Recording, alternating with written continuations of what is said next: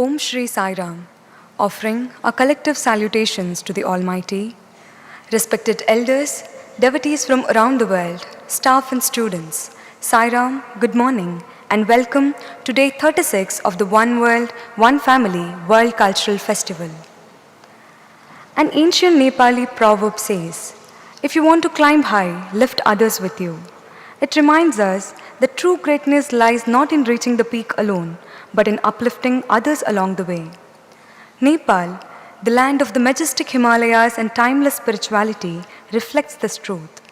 From the soaring heights of Mount Everest that inspire the world, to the sacred birthplace of Lord Buddha that continues to guide humanity on the path of peace, Nepal's heritage is both profound and unifying. Its people, known for their warmth, resilience, and devotion, embody harmony amidst diversity. Today, as we honor Nepal, we also honor the spirit of one world, one family, a world where cultures uplift one another and together we build a future of peace, unity, and shared progress. Today, as part of the Universal Wisdom for a United World lecture series, we are honored to introduce Mr. L.P. Bhanu Sharma, a revered spiritual master and life coach from Kathmandu, Nepal, whose teachings beautifully integrate spirituality with practical prosperity. His spiritual journey began at the age of 8 when he experienced his first glimpse of truth, an awakening that set him on a lifelong path of self-realization. Recognizing yoga and meditation as the key to uncovering one's divine nature, he has since dedicated himself to guiding humanity with love, wisdom, and compassion. At the heart of his philosophy lies the belief that human life is meant to embody spirituality within and prosperity without. He teaches that the consistent practice of yoga and meditation brings happiness, peace, and abundance, enabling individuals to overcome challenges and nurture holistic well-being. Living by example, Mr. Sharma embodies selflessness in his daily life. Through initiatives spanning more than 80 countries, he has promoted peace, shared prosperity, and cultural unity. His vision for humanity is a world filled with joy, harmony, and service, grounded in eternal principles of truth, power, love, and peace. Mr. L.P. Bhanu Sharma, please.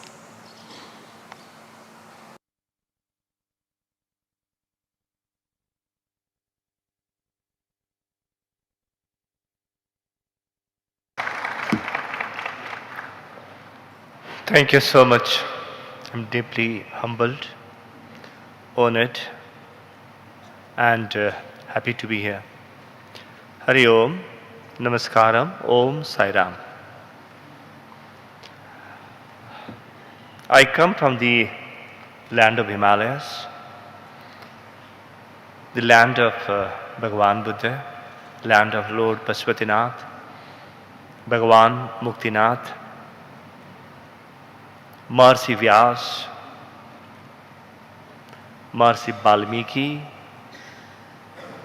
and hundreds of yogis, sheers, and gurus. Can you sit erect, spine erect, without leaning on your chair, and gently close your eyes. Gently close your eyes. Gently. Please take 3 long and deep breaths. Long and deep breaths.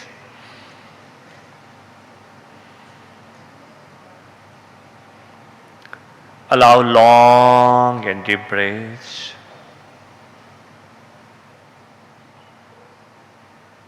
Allow yourself to relax. Because a human being is meant to be relaxed. It's destined to be relaxed. It's destined to be peaceful. Long and deep breath. Relax.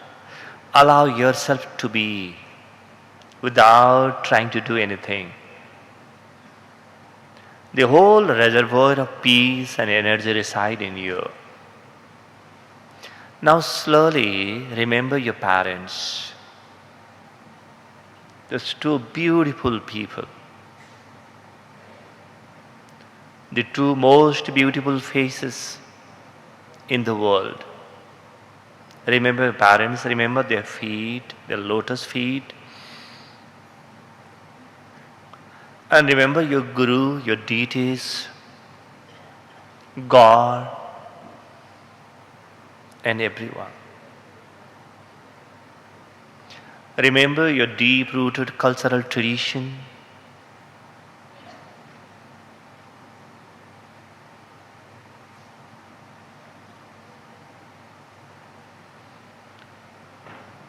Connect with yourself, because you do not live outside of yourself. You live inside of yourself. You are inside, you are not outside of yourself. You are much closer to yourself than your heart is. Allow things to happen, just settle.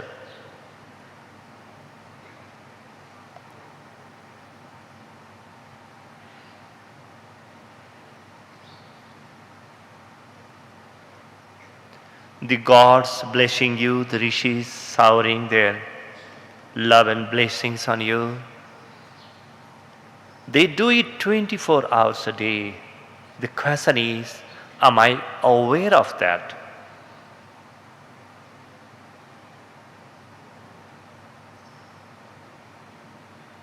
The whole existence, the Almighty God loves us and is with us 24 hours of the day. Are we with ourselves to be able to connect with the deity, connect with the divine?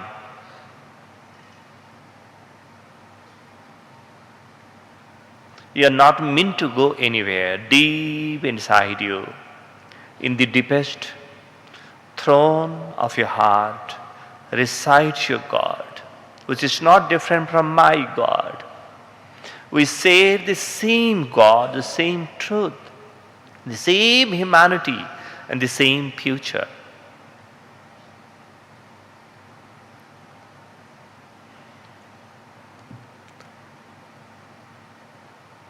I am in you and you are in me. We were never meant to be separate. All separations are artificial, man-made, and false.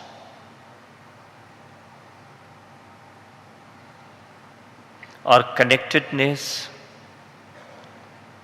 our oneness is the only truth there is. Now again, please take 3 long and deep breaths. Long and deep breaths. And slowly open your eyes.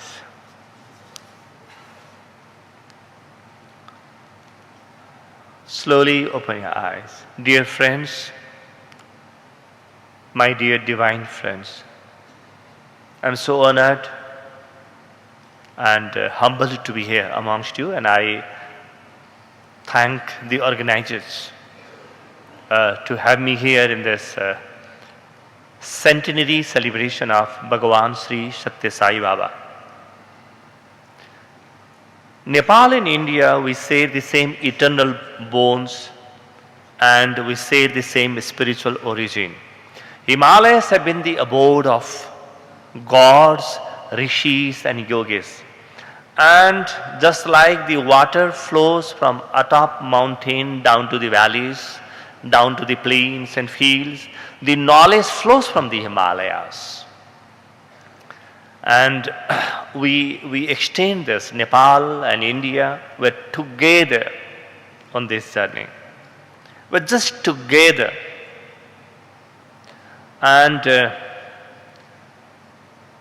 the knowledge that has come down from the Himalayas, the world needs it now, much more than ever before. Look at the stress the world is facing. Look at the war. Look at the conflicts. What does the world needs? Do you think the world needs $1 billion more of rupees or $1 billion more of dollars? Do you think the world needs more comfort and luxury? No. The world needs spirituality. The world needs us. The world needs Nepal and India now, much more than ever before.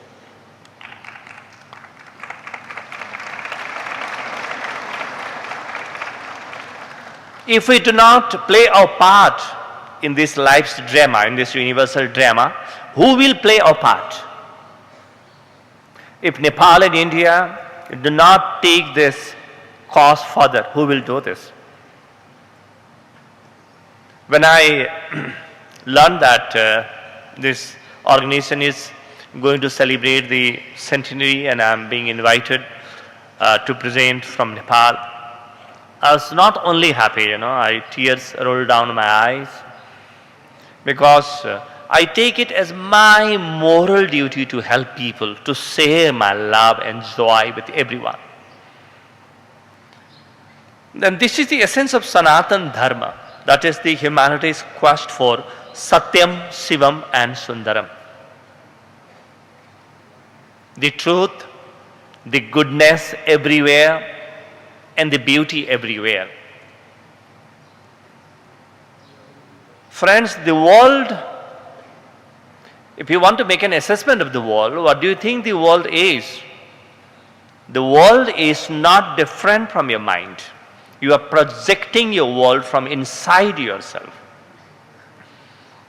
All of us create our own reality. We are the creators. We are not the victims. We are the creator of our own reality. The truth is not different from where we are and who we are. We are the truth. We're creating our reality. Just a week back, Nepal went through a large upheaval. We were in political doldrums. But we were not worried because we know that the energy, the life energy inside, it can recreate everything. Even after there is pralaya, the annihilation. Even after the doomsday, the next day we will be up and working, up and in full swing. Nobody can stop us from doing this. It's just been a week. Nepal got its first women prime minister. And so we are so happy. We want women to lead this world now.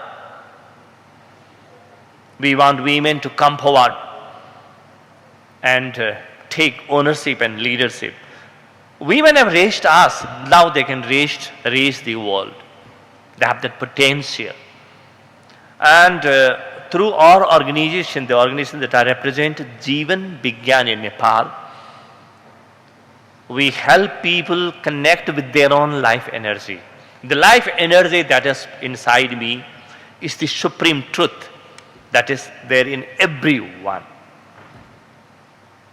When I go to my heart, I meet you there. And we teach people how to connect with their own life energy, how to access life energy through yoga, yogasana, pranayam, meditation and spiritual teachings. And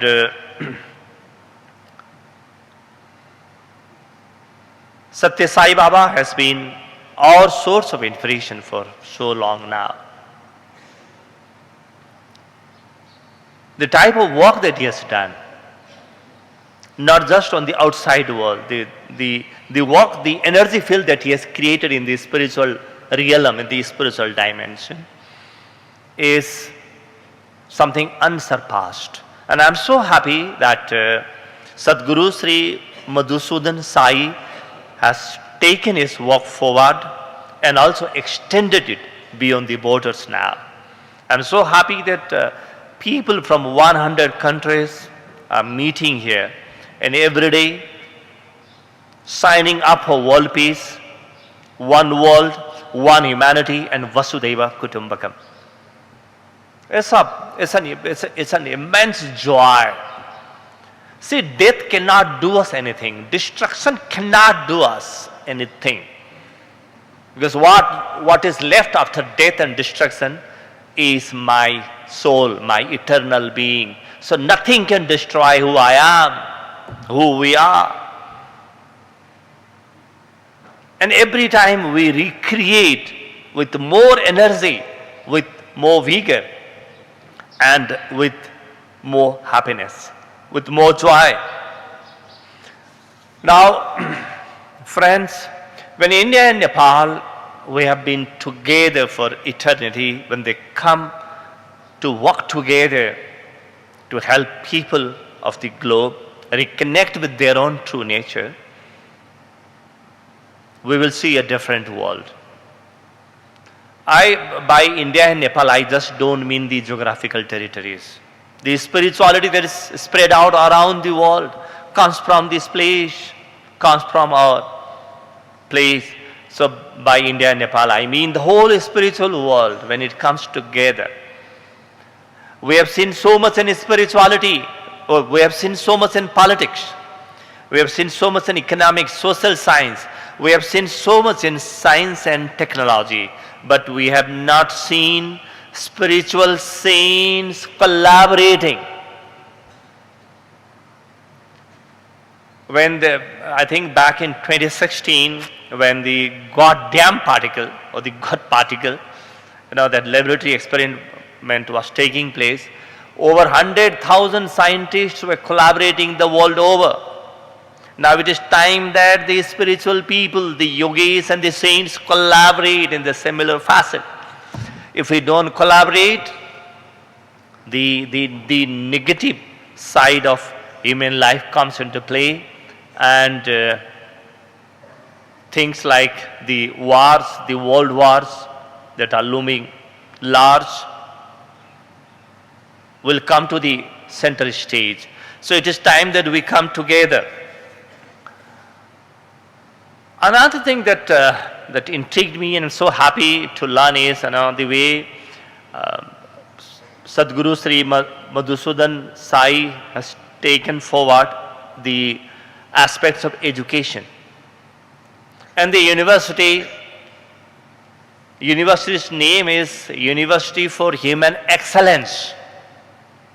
I cannot imagine a better term, because inside us, when we connect to our own spirituality, to our own life energy, we start living the field of excellence, We start doing everything from excellence. Every human being is supposed to be yogastha.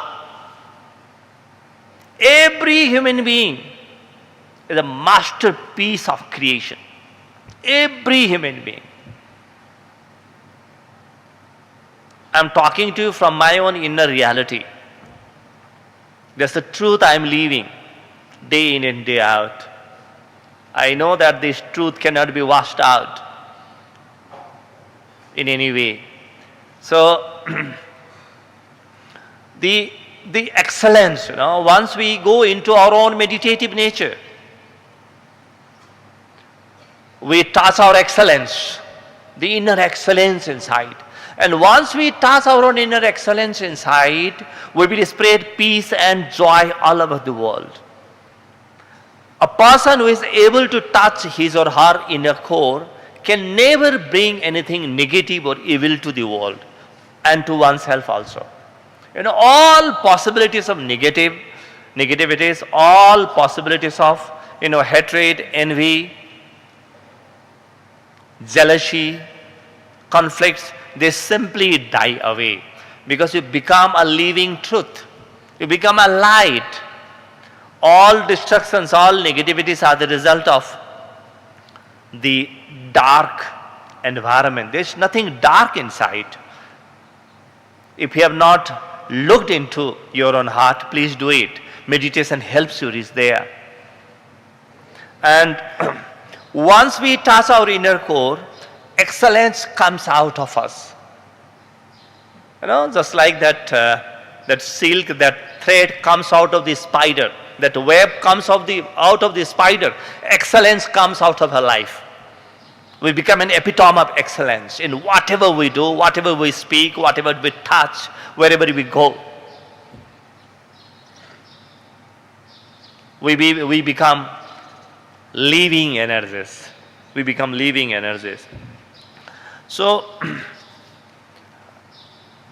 spirituality has to be learned, and for spirituality to be learned, it has to be taught. Human excellence, spirituality, whatever you call them, can be delivered in the classrooms. So the right time to start learning spirituality is probably age 5. If all of us are, taught to connect with ourselves right at the age of 5 or 6, we will see a much better world. And a world not just much better. We can forget Goloka, we can forget Vaikuntha, we can forget Saket Dham, we can forget Swarga, because they are not up there, they are here in our own planet.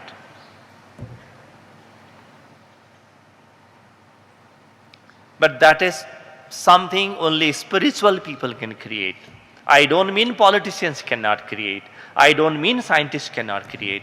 But even inside the scientists and politicians and the social workers, even in the economists, what triggers this oneness is the spirituality. So the spirituality has to be learned fast. That's to be learned very fast. The first thing to do is to learn spirituality, is to learn meditation, is to learn yogasana, and is to learn pranayam and our spiritual scriptures. Now once we do this, we can go out to the world. How can Nepal and India, this Sathya Sai organization and Nepal come together? I am so happy that the many friends from Nepal who represent this organization, Sathya Sai organization, and they have taken a brilliant task of translating Sathya Sai's works, literature, and distributing them to the Nepalese people there. The organization, the project is known as Uvacha, the Uvacha project. I congratulate the Nepalese team for making this happen, because this education has to reach to every citizen of the world. It has to reach to every citizen of the world. Now we can come together on service projects, and most importantly, we can come together on meditation, yoga, pranayam, and Bhagavad Gita projects. I am so happy that Sadguru Madhusudan Sai has spoken on Bhagavad Gita, taking full year. I spoke on all 700 slokas of Bhagavad Gita in 10 years' time. Took me 10 years. It's a large volume now. And those teachings can be imparted to people. Now, once we start teaching meditation, yogasana, the Vedic tradition, the knowledge that Bhagavan Buddha gave us, there are two things that become important. One is teaching in the classroom. The second is extending our services. That's why we need educational institutions. We need institutions right from the playgroups and nursery up till the university. We need institutions in large numbers that teach spirituality across the world. And along with this, what I see is we have worked as a spiritual organization that has its origin in Nepal. We have worked in over 80 countries of the world. And what we have seen is, if you want to teach spirituality to the whole globe, to the whole planet Earth, we must attract them to come to our place and give them the essence of wellness. That's why another very important thing that this organization, Sathya Sai organization in Nepal, Jivan Vigyan and other organizations can come together is in wellness tourism. Because people want to come to us and experience wellness, experience spirituality, experience oneness, experience dhyana, experience yogasana with us. We must create this large network where millions of people from around the world can come to us and they learn spirituality in the form of wellness. This way, spirituality will not only elevate, solve the mental problems, spiritual problems. Spirituality will solve physical problems also. Because through spirituality, through yogasana you become so healthy.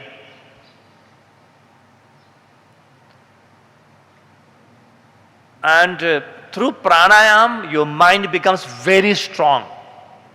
You will become rooted in your own being. And through dhyan, you access the divine. So through yogasana, pranayam and dhyan, we can spread wellness to the entire globe. The whole world will benefit from us if we spread this message and practice of wellness. This is where we can come together. This is an agenda for us to work on. Another very important thing for me before I wrap up is One World, One Humanity project. It is Vasudhaiva Kutumbakam. Ayam Nijam Paroveti Gadanam Laguchetasam Udarat Saritanam tu Vasudhaiva Kutumbakam. To one who has a large heart, a huge heart, a big heart, the whole world is one family. The whole world has to be family. See, our rishis envisioned a borderless world. Forget visas. They envisioned a borderless world, one humanity, all people coming together, with their own culture, with their own upbringing, with their own tradition, but coming together as one family. Just the way you want your family member to be happy, and you will do everything to make your family member happy.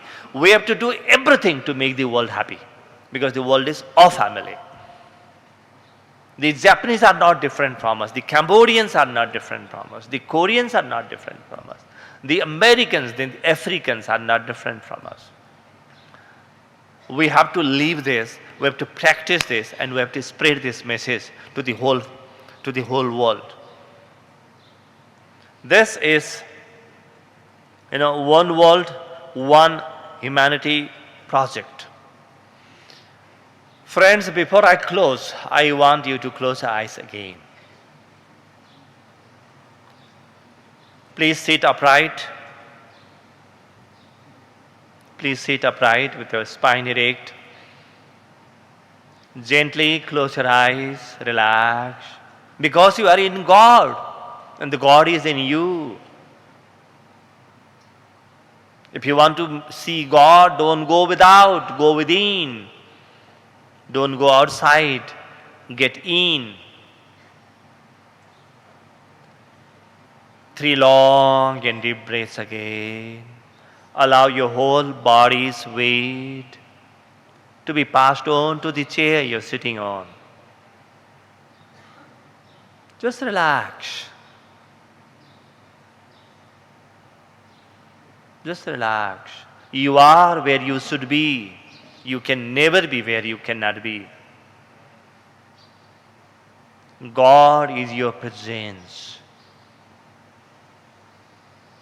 Long and deep breath. Just relax.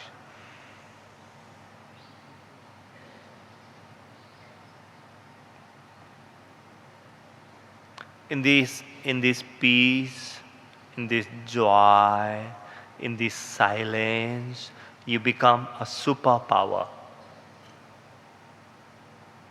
You can solve any problem now when you access your peace. when you access your silence.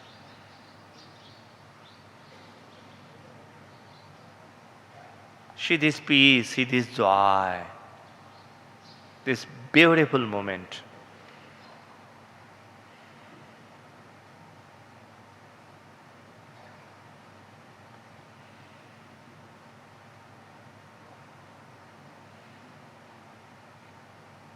Thank your parents, thank everyone. Thank Sathya Sai Baba, thank Sadhguru Madhusudan Sai, thank the organizers, thank everyone, thank the Mother Earth, thank the skies, the stars, the planets, and the gods for making all our lives happen. Gently take 3 long and deep breaths and open your eyes.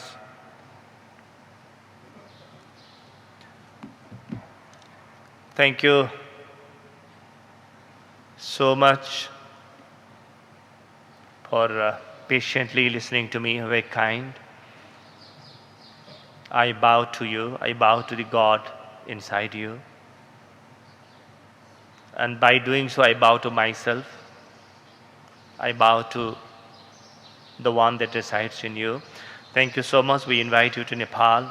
We invite you to Jivan Vigyan. We invite you to take this message of spirituality and wellness all throughout the world. God bless you. Have a great day. Thank you. Thank you once again. Hari Om.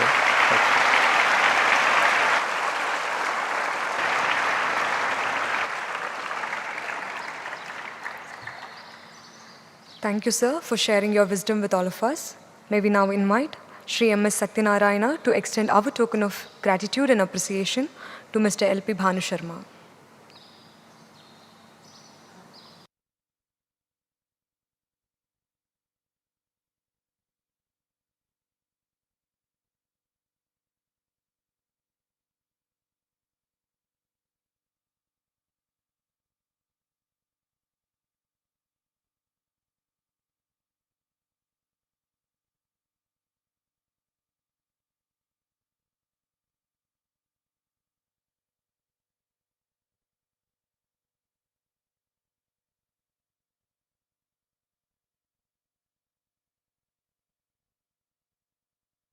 We'll have a short break for 15 minutes, after which we will reconvene for Satyadarpan.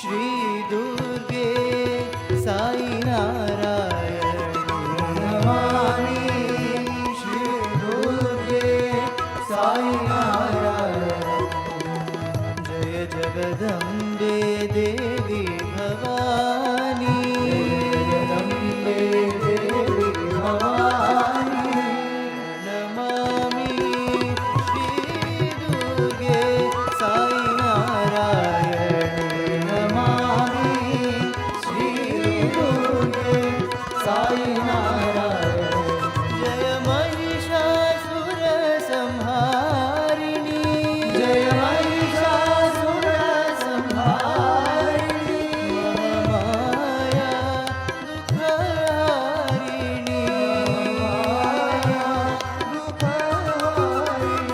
Mahamaya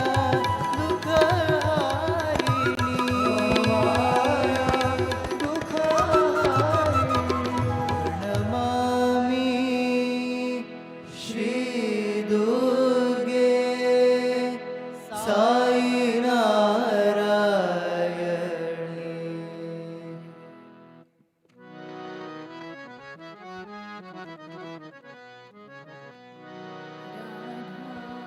लोला रम्य सुचेला राधा लोला रम्य सुचेला राधा लोला रम्य सुचेला राधा लोला रम्य सुचेला राजित वनमाला Gopala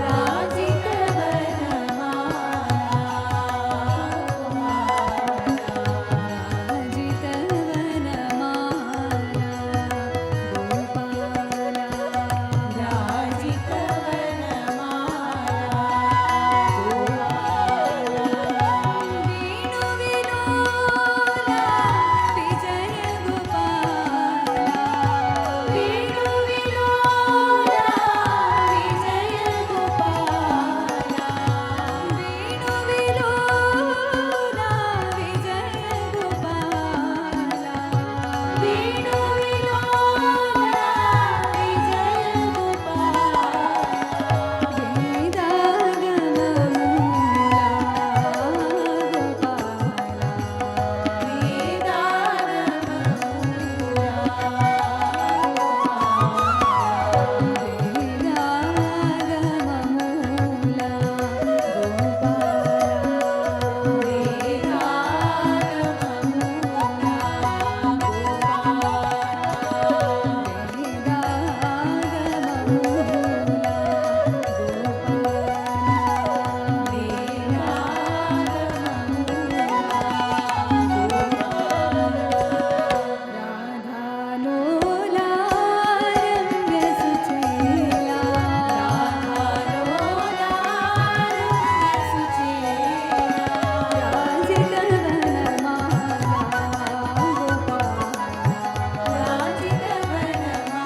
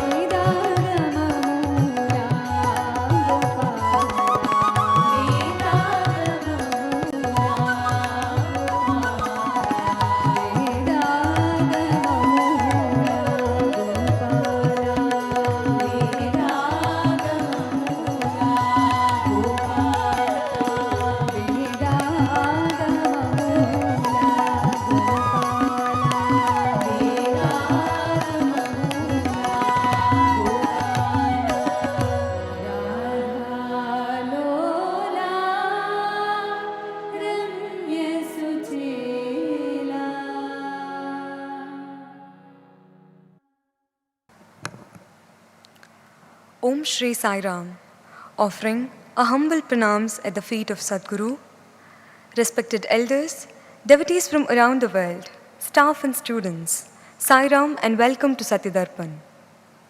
Yesterday, Sadhguru began his discourse by emphasizing that a sincere disciple on the spiritual path must place God as the highest priority and live a life of integrity. While elucidating verses from chapter 8, he explained the 6 causes of both bondage and liberation. Bondage arises when the mind engages, even in the slightest measure, in desire, grief, renunciation, grasping, rejoicing, or anger. Liberation, on the other hand, is attained when these 6 tendencies are completely absent. Sadhguru further clarified that attachment does not arise from the first perception of sense objects, but rather from the subsequent desire to experience them again and again. In conclusion, he outlined a 4-step formula for transcending ahankara.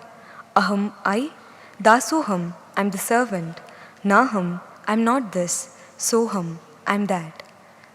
May we now invite Dr. B. N. Narasimhamurthy sir to address all of us, please.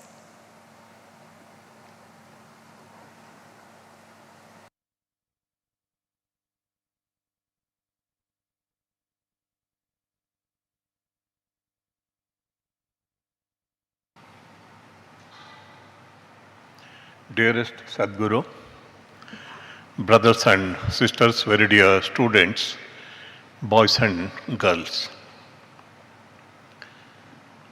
The content of the 8th chapter of Ashtavakra Gita, which Sadhguru taught us yesterday, is pure psychology. A jnani is the best psychologist. He is a super psychologist, we should say. And spirituality is nothing but higher psychology, or we can call it, many people call it yoga psychology. Manayeva Manushyanam Karanam Bandhamokshayoho. Mind is responsible for one's bondage. Mind is also responsible for one's liberation. Baba would say, Sathya Sai Baba many times gave the example of the lock and the key. You turn the key in one direction, it opens. You turn the key in the other direction, it closes. Mind is like that. Therefore, we find in the first 2 shlokas of the 8th chapter, we see how our responses to the world bind us or liberate us. And in the 3rd shloka, sense perceptions are dealt with, because sense perception cannot be avoided by any human being, whether he lives in the society or forest. Sense perceptions are a must, they are there. And then in the 4th shloka, the great Jnani, Ashtavakra Guru, goes to the root of sense perceptions, which is body identification, or which is ego. And that is why it is necessary that anybody who wants to walk on the spiritual path understand the mind, one's own mind. Understanding of the mind is most important. And Sadhguru has captioned this chapter in the book published as the 6 reasons for bondage, which are classified in the first 2 shlokas into 3 pairs actually. Looking at the world, you get bound. The first pair, vanchati, kinchit vanchati, shochati. One is the desire erupts in the mind after you perceive something, your senses perceive something, and that binds you. And if you don't attain it, you grieve over it. That also binds you. The second pair is munchati, gruhnati. Your likes and dislikes decide what you accept from the world and what you reject. What you reject from the world, what you accept. These are four. And the next two are Hrushyati, Kupyati. Something in the world makes you get excited with happiness. You exult. And on the other side, your desire is obstructed, Kupyati. You get angry. Therefore, these are the 6 reasons for the bondage. If you can analyze your mind, exercise, discriminate, and exercise some restraint, it is possible you can liberate yourself from the bondage. See, that is what it means. Then it's go to the sense perceptions, which are a must. That is at the root of all these 4 responses of a human being. And finally, the root of the sense perceptions is yada naham tada moksho, yada aham bandhanam tada. What it means, when the body identification is there, when the ego is there, that is bandha, you are bound.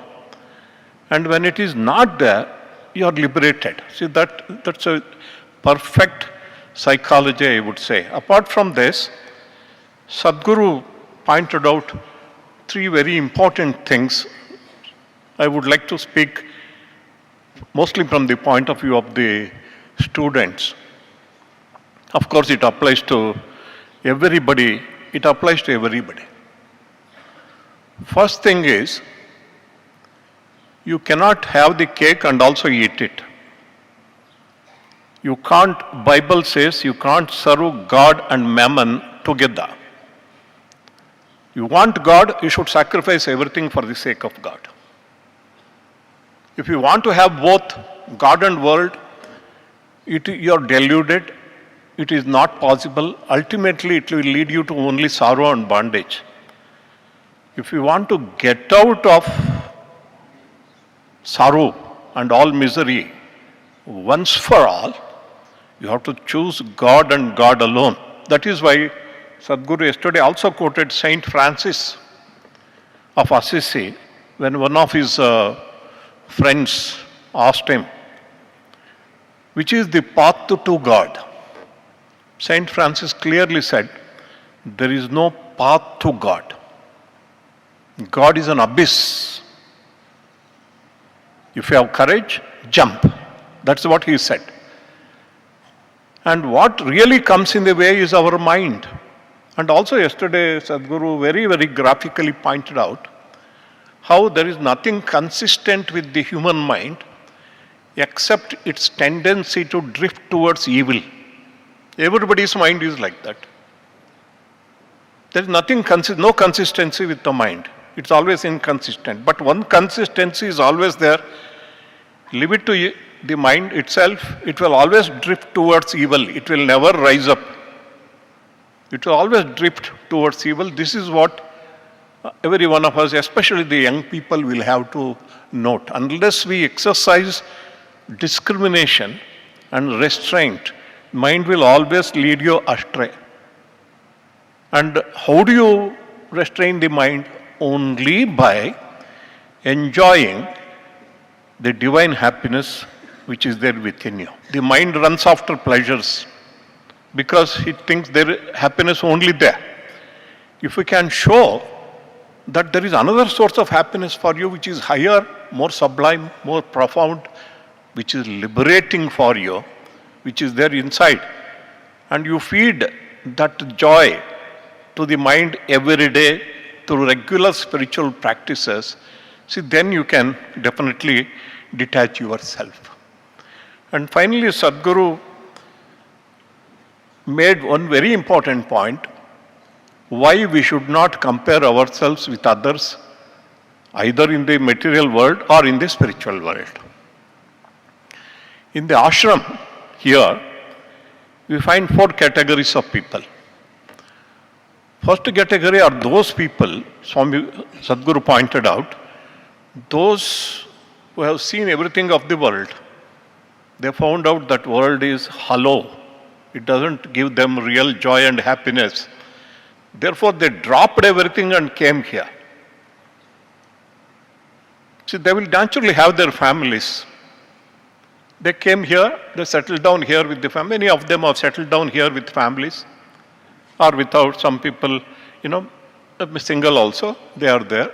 All the time they are trying to liberate themselves. And Sadhguru said, I am liberating them gradually because the sense attractions are such strong. Gradually they are being lifted up into spiritual realms.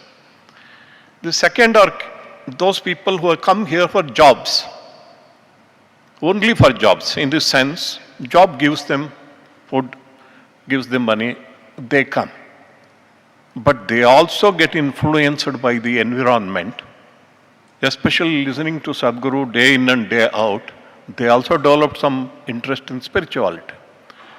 The third category are those employees who are doing jobs, but they did not come for jobs. They were already in jobs, better jobs outside actually.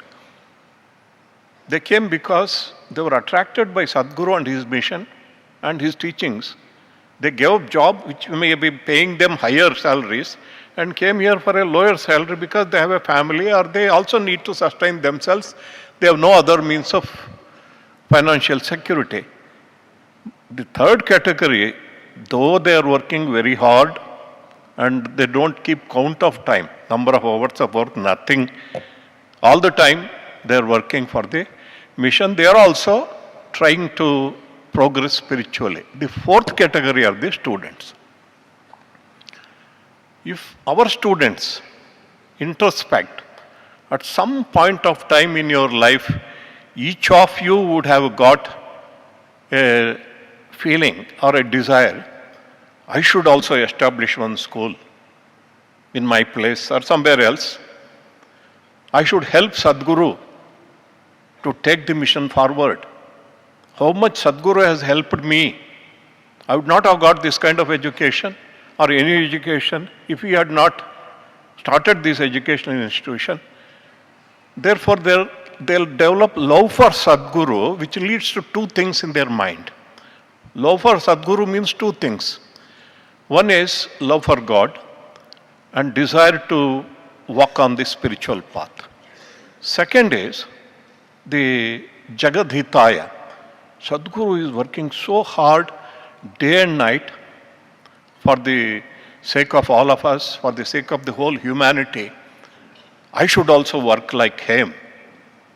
That love, true love for you in Sadhguru should inspire you. I should help Sadhguru by becoming an instrument in his hands, however insignificant. Therefore, every one of the students at some point of time would have got the desire, primary school, high school, higher secondary or university, I should also start a school. I should also run a school. I should also start a hospital. So these kind of desires are natural in young minds because their minds are not polluted. But what happens when they come to the university and then pass out? There, they're comparing themselves with the other two categories of people who are there in the ashram. They also they think that the other two categories are having both world and God. Let me also have both world and God. They are not having both world and God. They have given up the world. They have come here for God. Both the categories. Those who are given up jobs, better jobs outside and come here and doing work in the mission with such dedication for almost nothing, maybe something which sustains them financially. Students should be very, very careful. I came here, I loved Sadhguru. I developed a desire that I should also realize God, become a jnani. And second, I also want to serve the mission in whatsoever capacity so that I can also help other 100 people like Sadhguru helped me. Or real love for Sadhguru should make you think, I should help him. He is working so hard. What for? What does he want? He is working for all of us. He is working for everybody. So if you have real love and attachment to Sadhguru, that will keep you on the right track. I should become an instrument in his mission. I should dedicate my life without entangling myself in the world. I should not. There is no need for you to get entangled. Those people who have come here after getting entangled, they are working for God. Therefore, this clarity is very important for students. I urge the students, contemplate on it. Yesterday, so painstaking, I don't want to use that word painstakingly because Sadhguru doesn't like it. So very compassionately, he explained to the students what is happening to students when they get into adolescent age and just pass over adolescent age. You need to contemplate over it. With these words, I conclude and pray to Sadhguru for his nectarine Ashtavakra discourse. Thank you very much. Sai Ram to you.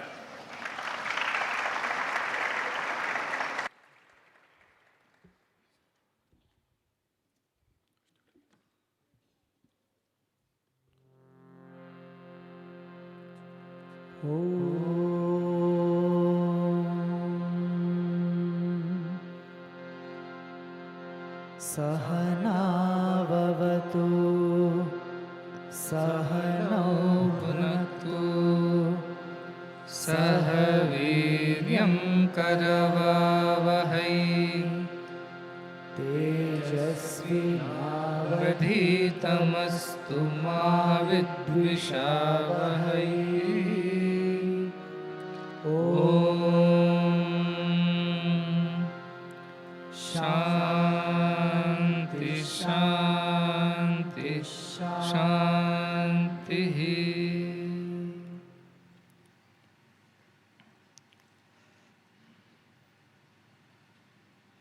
Kabir Das ji says very nicely in his Doha that प्रेम गली बड़ी साकरी जामे दो न समाही, जब मैं था हरि नाही अब हरि हैं मैं नाही. The lane of love is very narrow. It is only one way. Only one person can pass through it at a time. Earlier when I was there, God was not there. Now when God is there, I am not there. Long back Bhagavan told me, where there is Sai, there is no I. And where there is I, there is no Sai. This is exactly what we discussed yesterday, that God and world or ego, one's individuality, are mutually exclusive. They cannot come together like oil and water. If you have your individual ego, you cannot have divine consciousness. If you have divine consciousness, there is no possibility of individual consciousness. Like darkness and light, they are different. They cannot exist together. That clarity everybody should have in their life. This thinking that somehow we will also have the world and also will have God and we will enjoy both somehow, it is not true. The one who is godly will not enjoy the world. World is tasteless, insipid for such a person. He will go through the world as it is needed. He will eat what is needed to be eaten. He will do what is needed to be done without any excitement or dejection, without any desire for wanting it or rejecting it, without any idea of desiring and then getting upset that you do not get your desires fulfilled. So for them, world is just a means to the end of God. They only use it to that extent. They don't get attached to it. Like if you want to catch a flight, you have to take a taxi, go to the airport. Once you reach the airport, which is your goal, you are going to abandon the taxi. Howsoever beautiful the taxi is, howsoever comfortable the ride is, once your destination is reached, you have to give it up and then get into the flight. When you want to take to the flight, you can't be sitting in the taxi. And if you're sitting in the taxi, you cannot be in the flight. Likewise, the world for the godly people is just means to the end of realizing God. If it helps us realize God, then we will be happy, we'll work in the world. If it is coming in the way of God, then we will give up the world. That clarity a seeker must always have. There is no question and no time should be required to think which one to choose. If you think, it means you are not yet there. You have not even convinced yourself what matters and what does not matter. What is your true purpose? There is no thinking required. The moment question is asked, God or world, the answer always is God. And Bhagavan used to say, if you catch the shadow coconuts, you will get nothing. But if you climb the real coconut tree, you will get the shadow coconuts as well.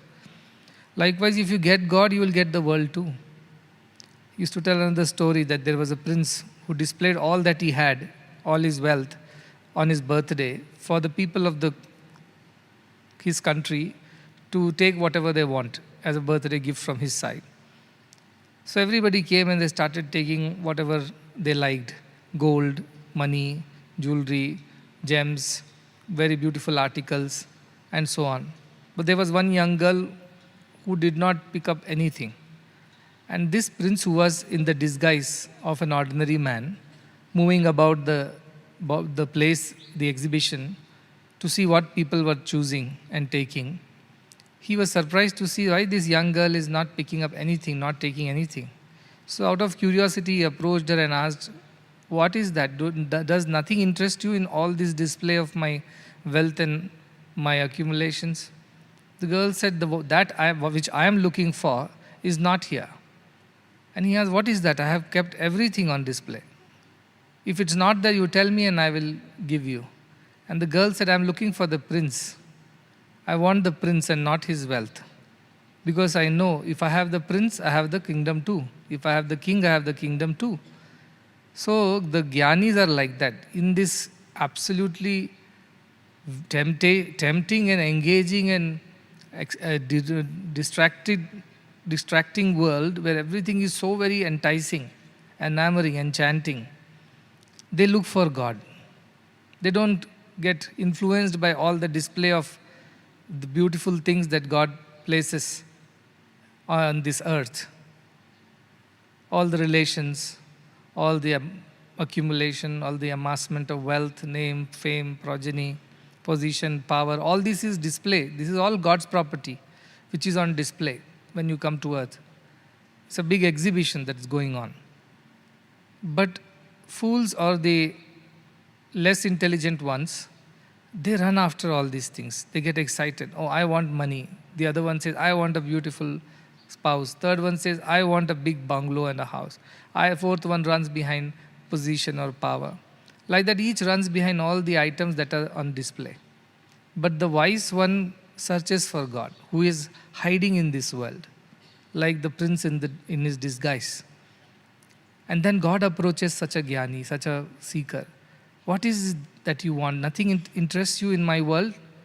All these beautiful things that I have put on display, nothing arouses your interest?" Then the Jnani says, "Yes, none of this tempts me, none of this I desire. I am looking for something which is not on display." And then God asks, "What is that you want?" He says, "I want God." And then God reveals himself, say, "Here I am, take me." So that is what I was saying. Those who want God, they will get God only. Those who want world and God, they will neither get God nor they will get the world. They think they are getting both, but they will get none at the end. So that clarity from the day one is extremely important. What do I want? I want God. If world comes along with God, so be it. If world is against my progress towards God, so I don't want the world at all.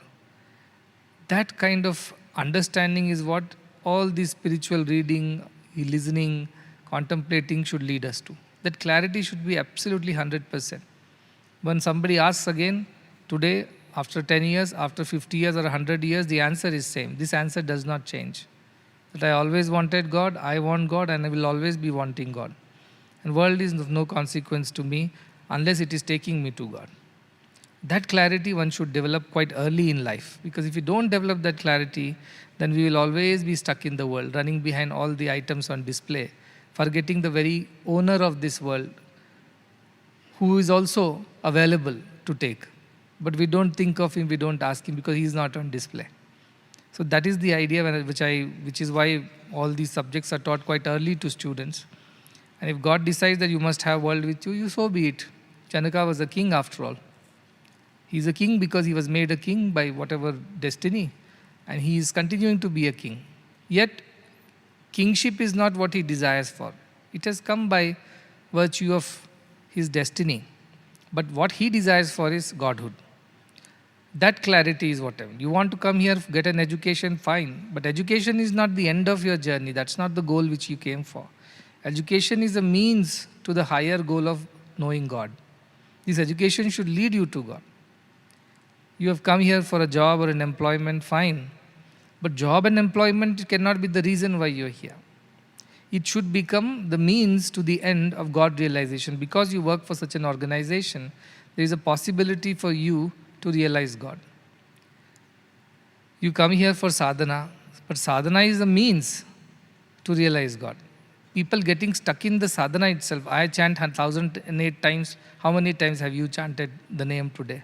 I repeated whatever I turned the rosary beads 108 times. How many times do you turn? These kind of comparisons don't work.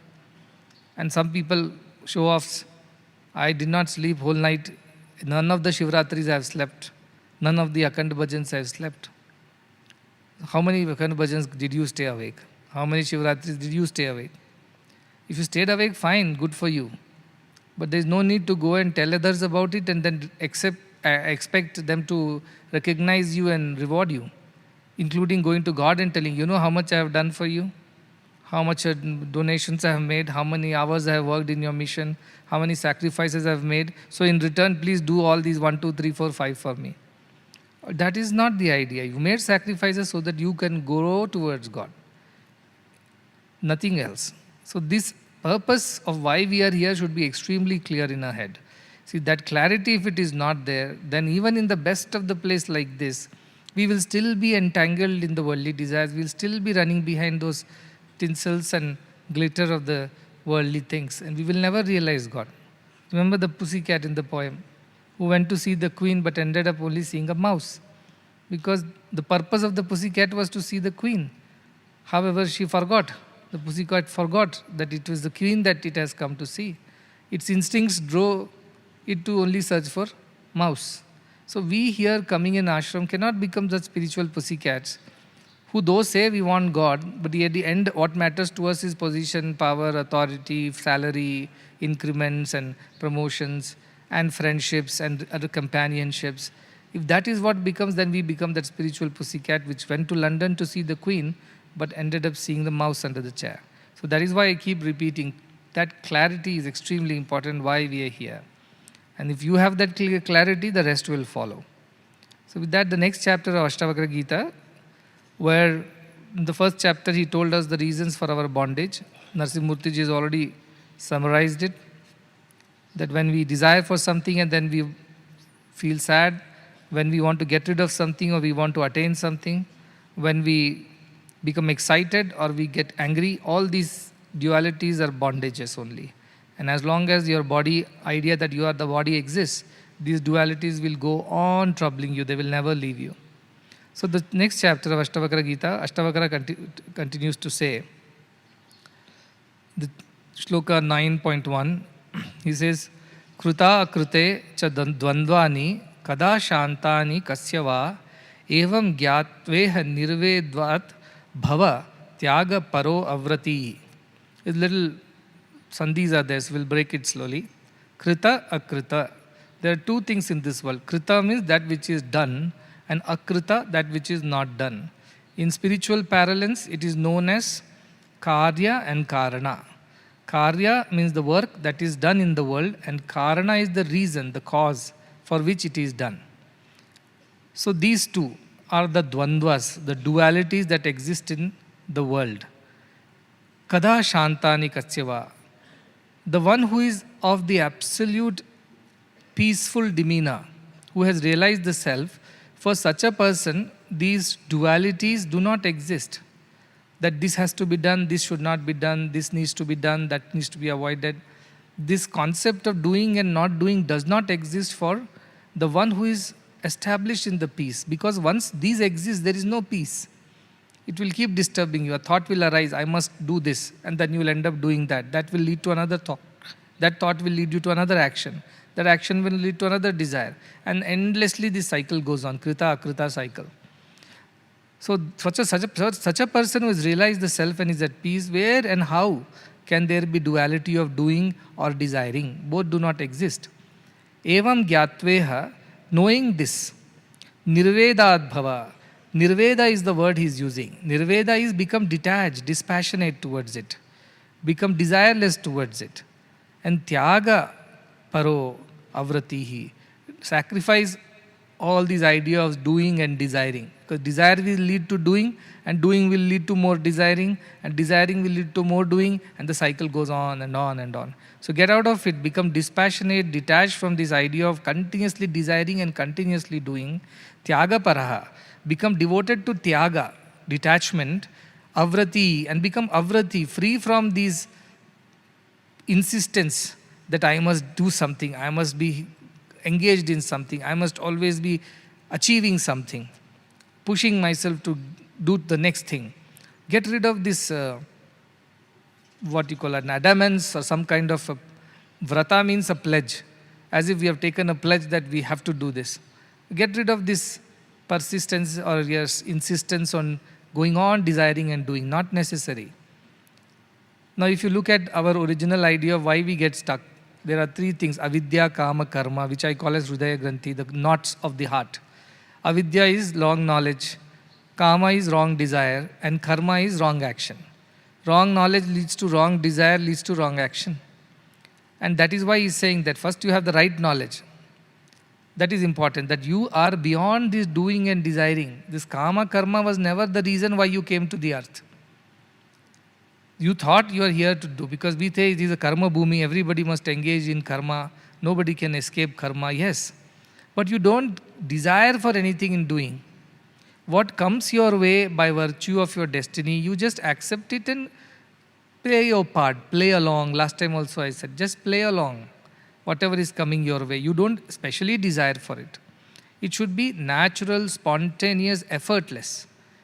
In doing, you shouldn't feel the burden. So if once doership is there because you have ego identity, that is when all the burden comes. I am doing, because of me it is happening. If I am not there, this won't happen. Such ideas do not exist in the Jnani. He gives up these ideas. Nirveda. He becomes dispassionate, detached. So he might still be engaged in action, but is absolutely detached from the action.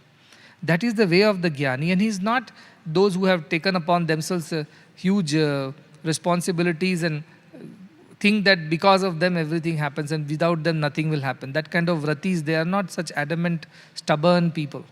They are free, they are free flowing. This has to happen, it will happen. God has given me this task, I will execute it as best of my ability and be done with it and deposit at the feet of God. I don't carry anything with me after that. That understanding should be there in while you work in the world. Because he knows that you cannot avoid work in the world. But what kind of work? Krita, akrita, doing and desiring, both should not be the reason why you are here doing anything.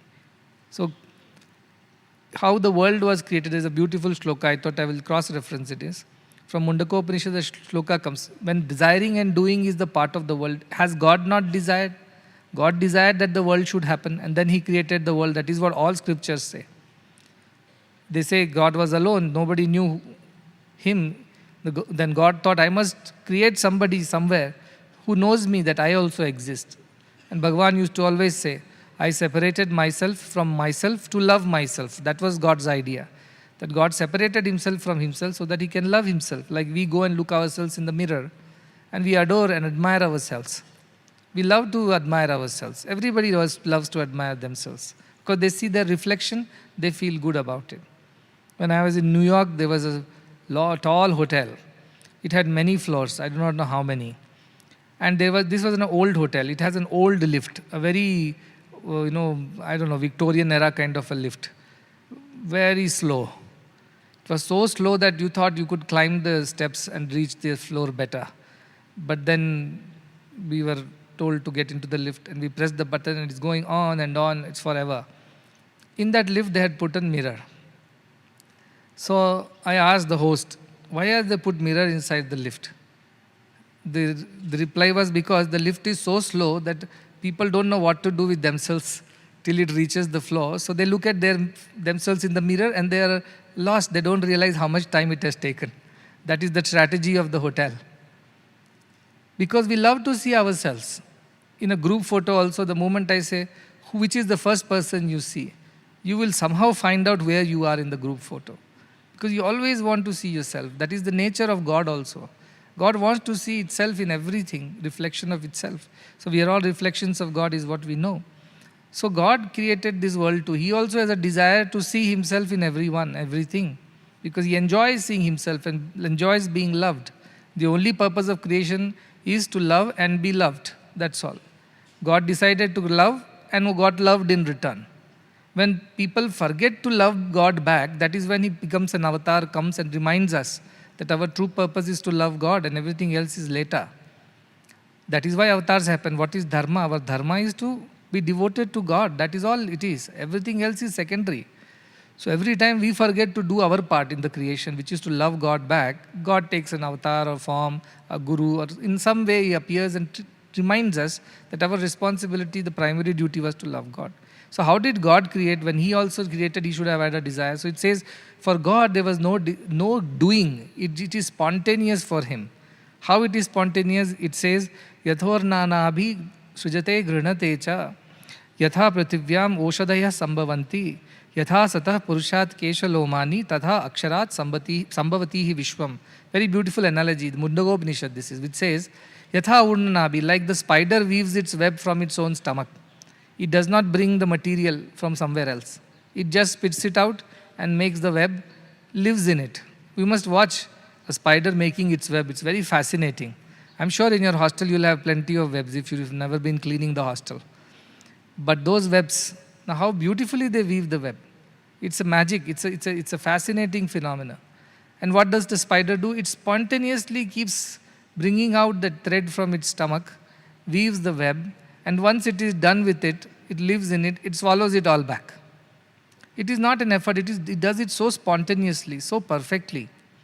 It has no measuring scales, it has no CAD drawings, it is no engineering and architectural drawings. It is all inside that spider, its intelligence. And the material with which it creates also is inside it. And when everything is done, it takes back everything. Like that, God creates the world and swallows it back. God creates the world, lives in it, and finally merges it back in himself. Other thing it says that, the other example, yatha prithivya oshadhaya sambhavanti. Like the vegetation happens spontaneously from earth. You cut the grass, next day again the grass grows. On its own, as if by some magic. Nobody sowed the seeds there. Nobody went and watered it. Nobody took care of it. On its own, like the vegetation grows out of earth, on its own. Like that, the world comes out on its own from divinity. Third exam says, yatha purushat keshalomani. Like the hair grows out of our skin, on its own.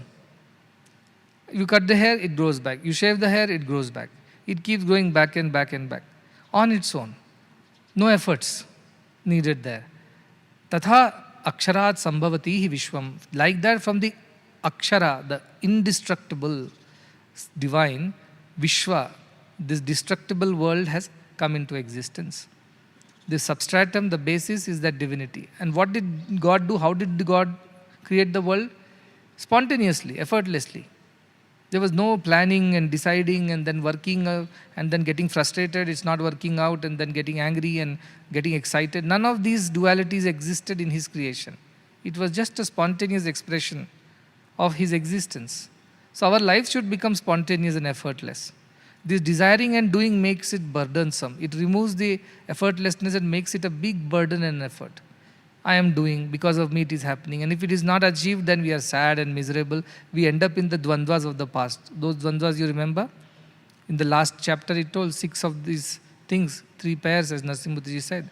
When we desire and it doesn't happen, then what happened? Vanchati happened, desire. If it doesn't get achieved, then shochati. I am sad. Then munchati. What I don't like, I want to get rid of. What I like, I want it. So he says, grinati and munchati happens. And then in doing, what else is happening? He says, hrishyati, when success happens, you are excited. Kupyati, when you don't succeed, you get angry. So these duality, that's why the second word he uses, krita kritecha dvandvani. Both doing and desiring and dvandvas which come with it. Once you desire and do, all these positive negatives will come. All these kada shantani kasyava. For the peaceful one, where does it exist? How can it exist? It doesn't engage in this doing and desiring. So these outcomes of dualities don't exist for such a person. Knowing this very well, that is the nature of the freedom of the self. Nirvedat bhava, become dispassionate. Don't get too entangled, desirous and engaged in the world. Just as much as it is needed, and tyagaparo, become the person who has detachment and avrati, and do not be adamant, do not be persistent, do not be stubborn about achieving and desiring and doing and desiring. This need not be. That is the way of the jnani, he says.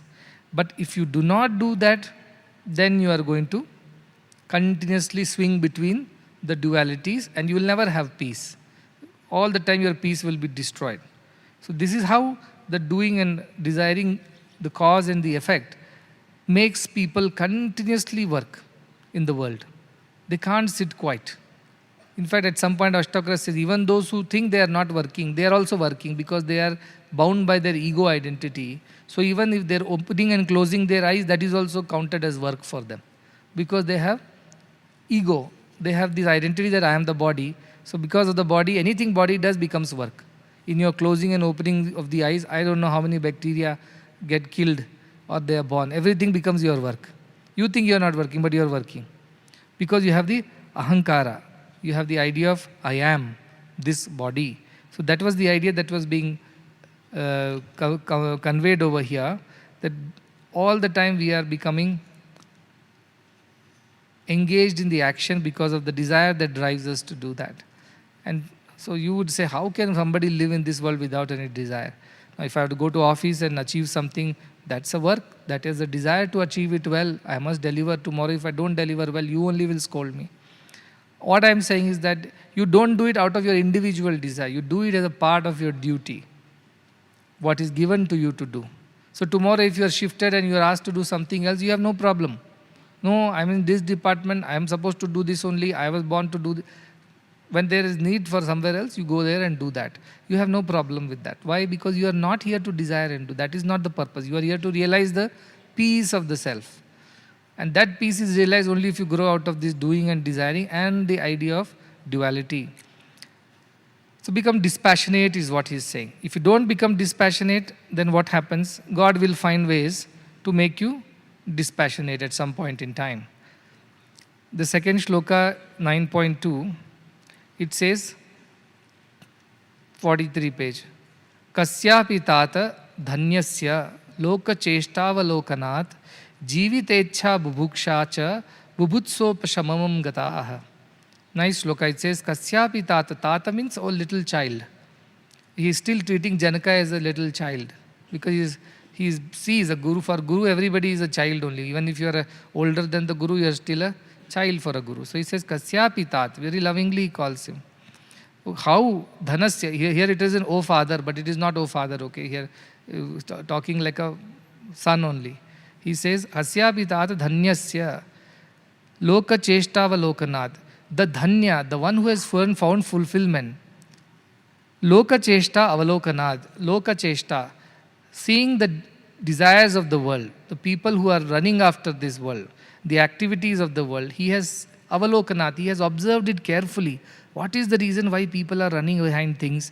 What is the reason that people are driven to do actions? What is the cause of all that action that is going on? He carefully analyzes that.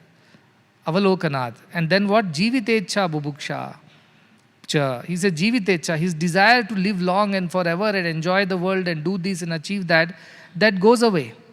That hunger for it. Bubuksha is hunger for the worldly enjoyments by living as long as possible.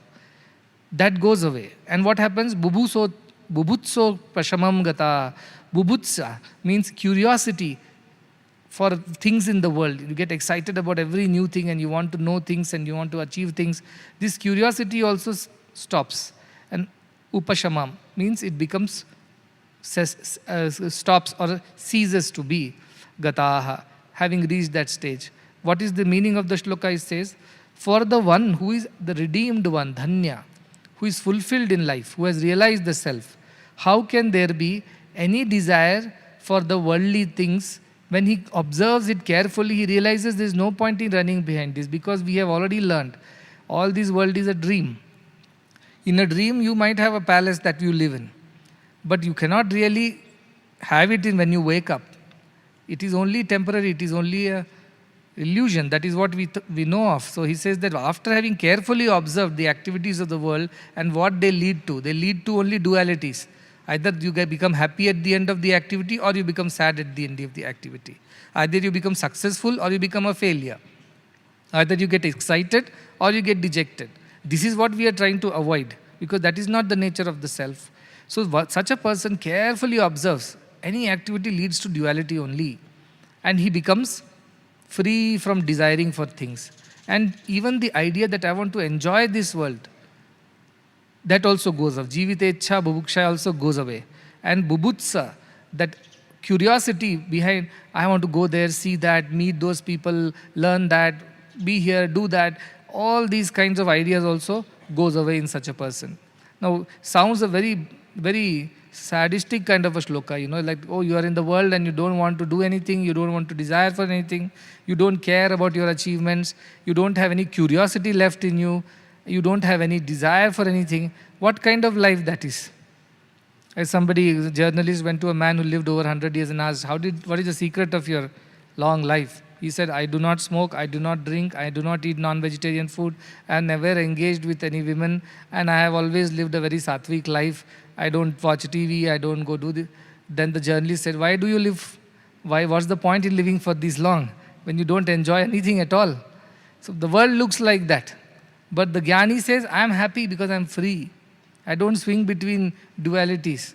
Many people say, Swami, I want only happiness, I don't want any sorrow in the world. I say it doesn't work like that. It is a tied sale. It is a deal, package deal, that you will get both together. If you want only sugar, no salt, that's not going to work. It comes in a package. Someday it will be happy day, someday it will be sad day. You cannot have. Then what is the way out of it? I said, reject both. Reject both. I don't want sadness. It's okay, I also don't want happiness. Just let me be at peace.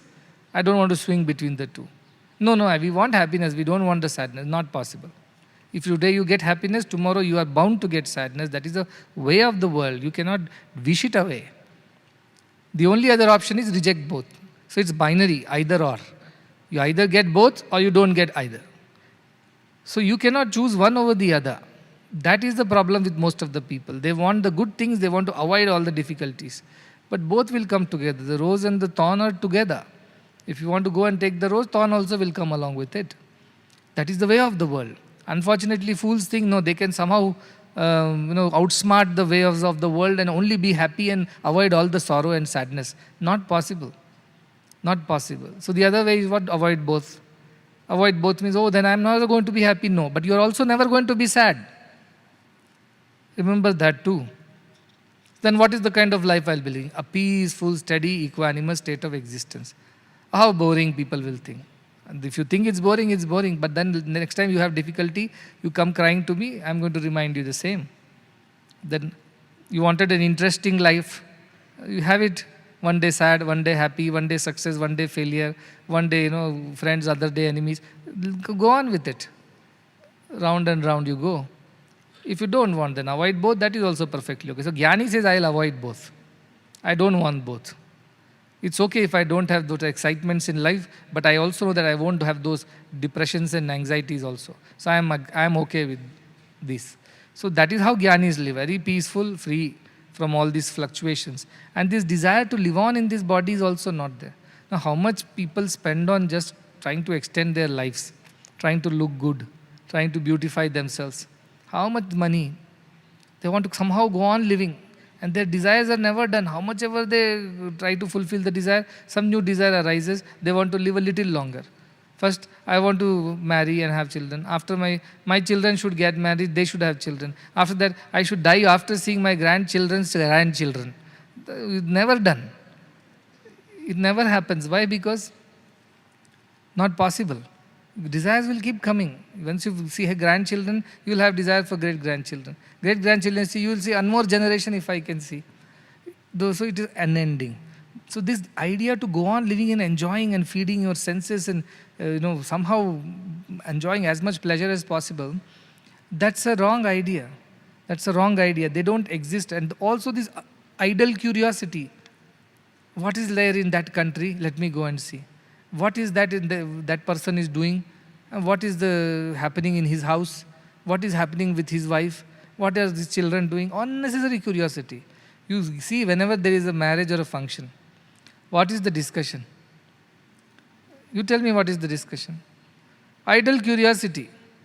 How much is that sari? When did you buy that? When was that jewelry? What is his son doing? Did his daughter run away with that fellow's son? They finally married or not married? Are they living like that?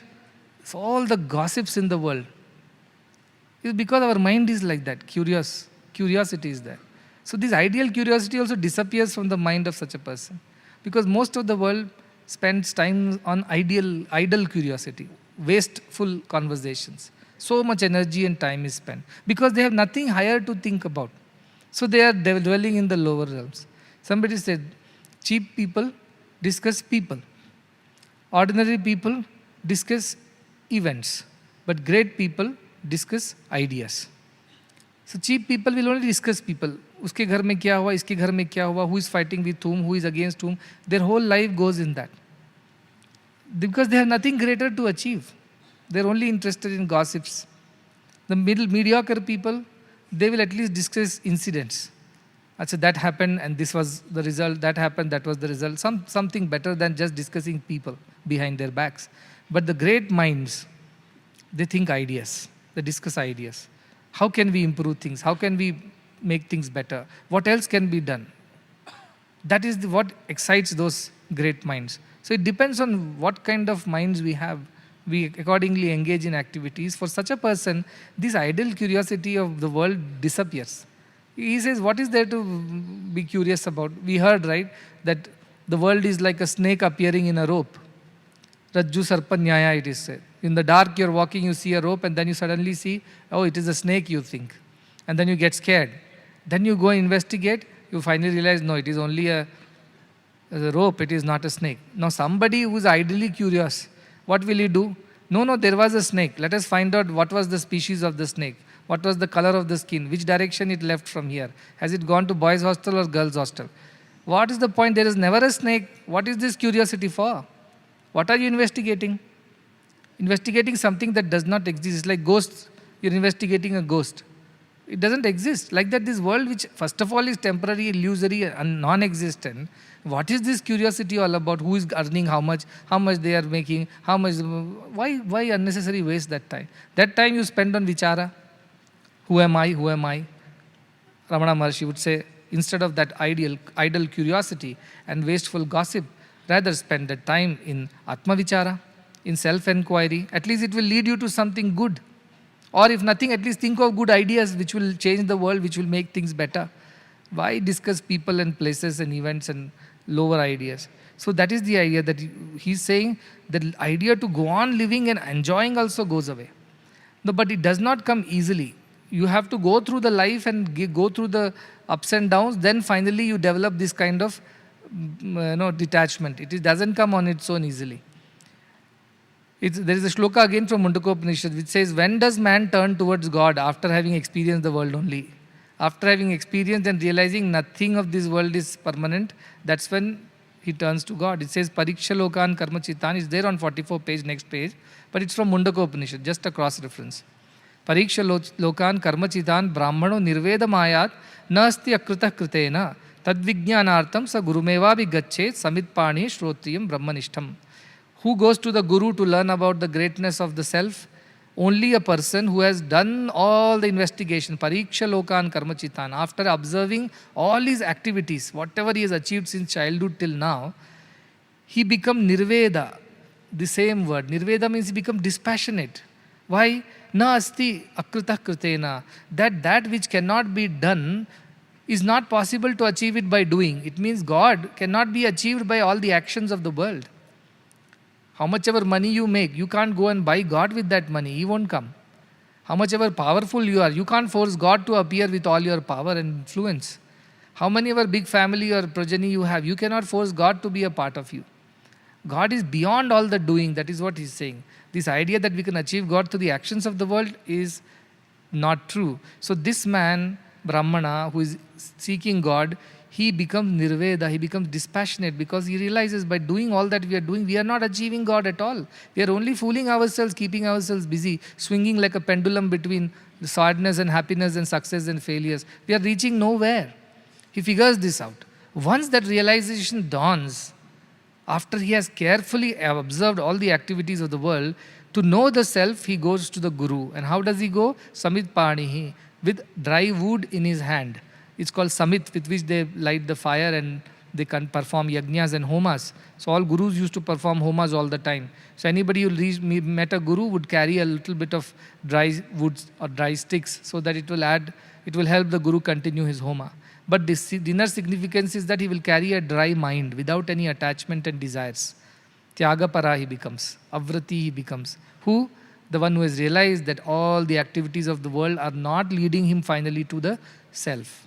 It is only making him swing from right to left every day. But it is not taking him to the ultimate state of peace and satisfaction which comes only from the self. So he goes. And what kind of guru should be? Shrotriyam Brahmanishtam. He should be a learned one. And Brahmanishta, established in the Brahman, in the self, in God. Such a person you should approach. How? With dry wood. If you come with wet wood, it won't catch fire. It will only create smoke.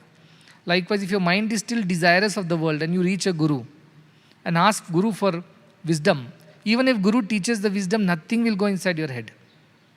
It will sound like, what nonsense, it's such a boring lecture where I should be doing something else. I could have done something else and earned a little more.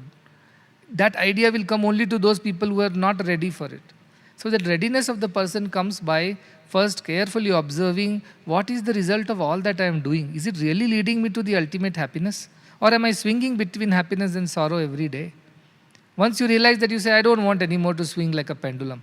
I want peace. Then you turn to Guru without any more desires in your mind, dry mind.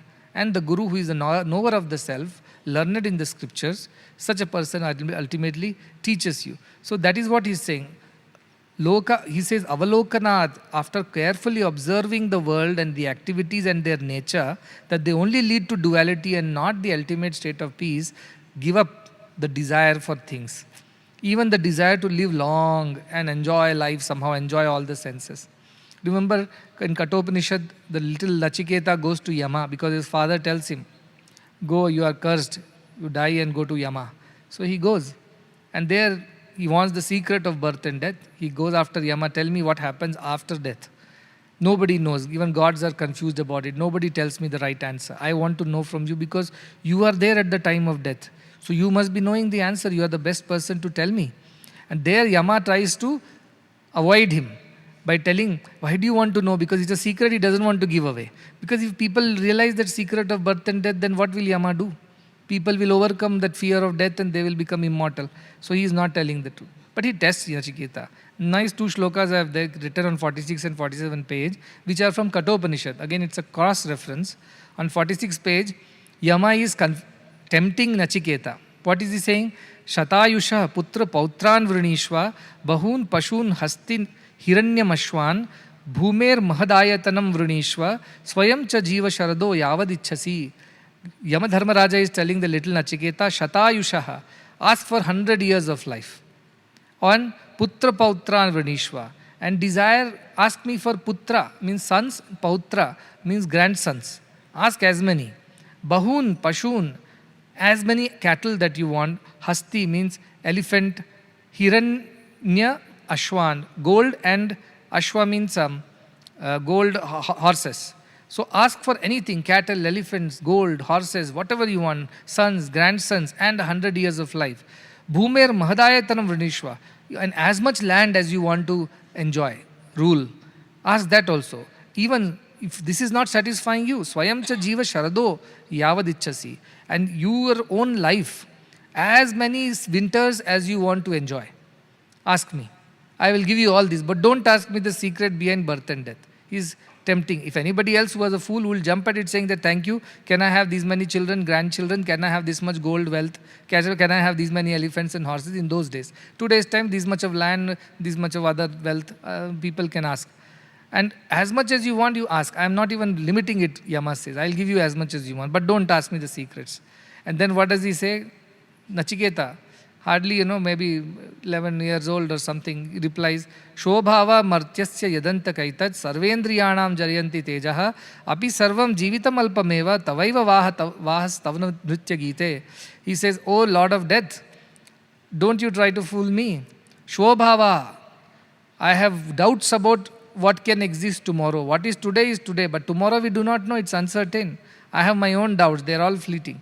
Yadanta kaitat martasya, all these that you are talking about, at the end of it, you are going to be there, catching me by neck, because I am going to die after 1,000 years, maybe after 10,000 years, maybe after 1,000,000 years, but at the end I am going to die and you are going to catch me again. And whatever happens, all these that you are giving, what will it do to me? Sarvendriyanam jayanti teja. All the vitality from my senses will be drained. Because I am always enjoying some sense pleasure, my vitality will go away. I will become a useless person. I do not want that. Api sarvam jivitam alpameva, and any which ways, whatever life is there, all life has to come to an end, that I know. If not in 10 years or 100 years, 1,000 years or 10,000 years. It is going to end, I know it very well. Therefore, tavaiva vahas tavandritya gite. So all this dance and music that you are promising me, keep it to yourself, tell me the truth. That is what Nachiketa says. Because he is a jnani, he is wanting jnana. He is not an ordinary idle curiosity, is not there. He is really somebody who wants to know the truth, jignasu. So he says, you tell me the truth, don't tempt me with these worldly things, because I know even if I enjoy for 10,000 years, after that again I have to come to you. And you will grab me by my collar, and then you will take me to wherever you want. This is not going to be permanent. It is temporary only. What will I do with all temporary things? I want the permanence. I want the self. I want the truth. So that is how a jnani should argue. A jnani will say, give me another 100 years, give me another 100 years, give me another 100 years. There is no end to it. There is no end to it, because we are never done. So that is the idea that is being conveyed in this, that such a jnani will carefully observe that before me also there were kings, after me also there will be kings. They also enjoyed wealth, wine, women. Others will also enjoy wealth, wine, women. After that also I will go to die. They also died at the end. In the future also people will die. I am also going to die. What is the big deal? Tell me the truth. That kind of clarity should be there, that actions do not lead us to the self. Actions bind us. So teach me something that will take me across. The next sloka is 9.3 on page number 49, which says, Anityam sarvame vedam tapat tritaya dushitam asaram ninditam heyam iti nischitya shamyati. Anityam, all this that we see in the world is temporary only, anityam. Whoever claims that I will be here forever is only lying. Nobody could live forever. They are always going to end at some point in time, whatever your pleasures and pain. That's why I tell people the world is temporary, nothing stays. Anityam is its nature. Good thing is that the sorrow also does not stay long. It will also end at some point in time. Joy also would not stay for long. They will keep repeating. Bhagavan used to say, pain is a pleasure is an interval between two pains. That's all it is. You have a little pleasure, then pain will follow. That is the way of life. You cannot avoid it. So anityam sarvame vedam. Everything is anityam. Know that. And also it is contaminated by three types of pains. Tapatraya. Three kinds of miseries. Is all these things of the world contain. What are the three miseries? Our scriptures say there is Adi Bhautika, Adi Laukika and Adi Atmika. These are three tapatrayas. Three pains, that miseries that humans suffer. Adi Bhautika is because of his surroundings, the physical elements, people around him, the situations around him, he suffers.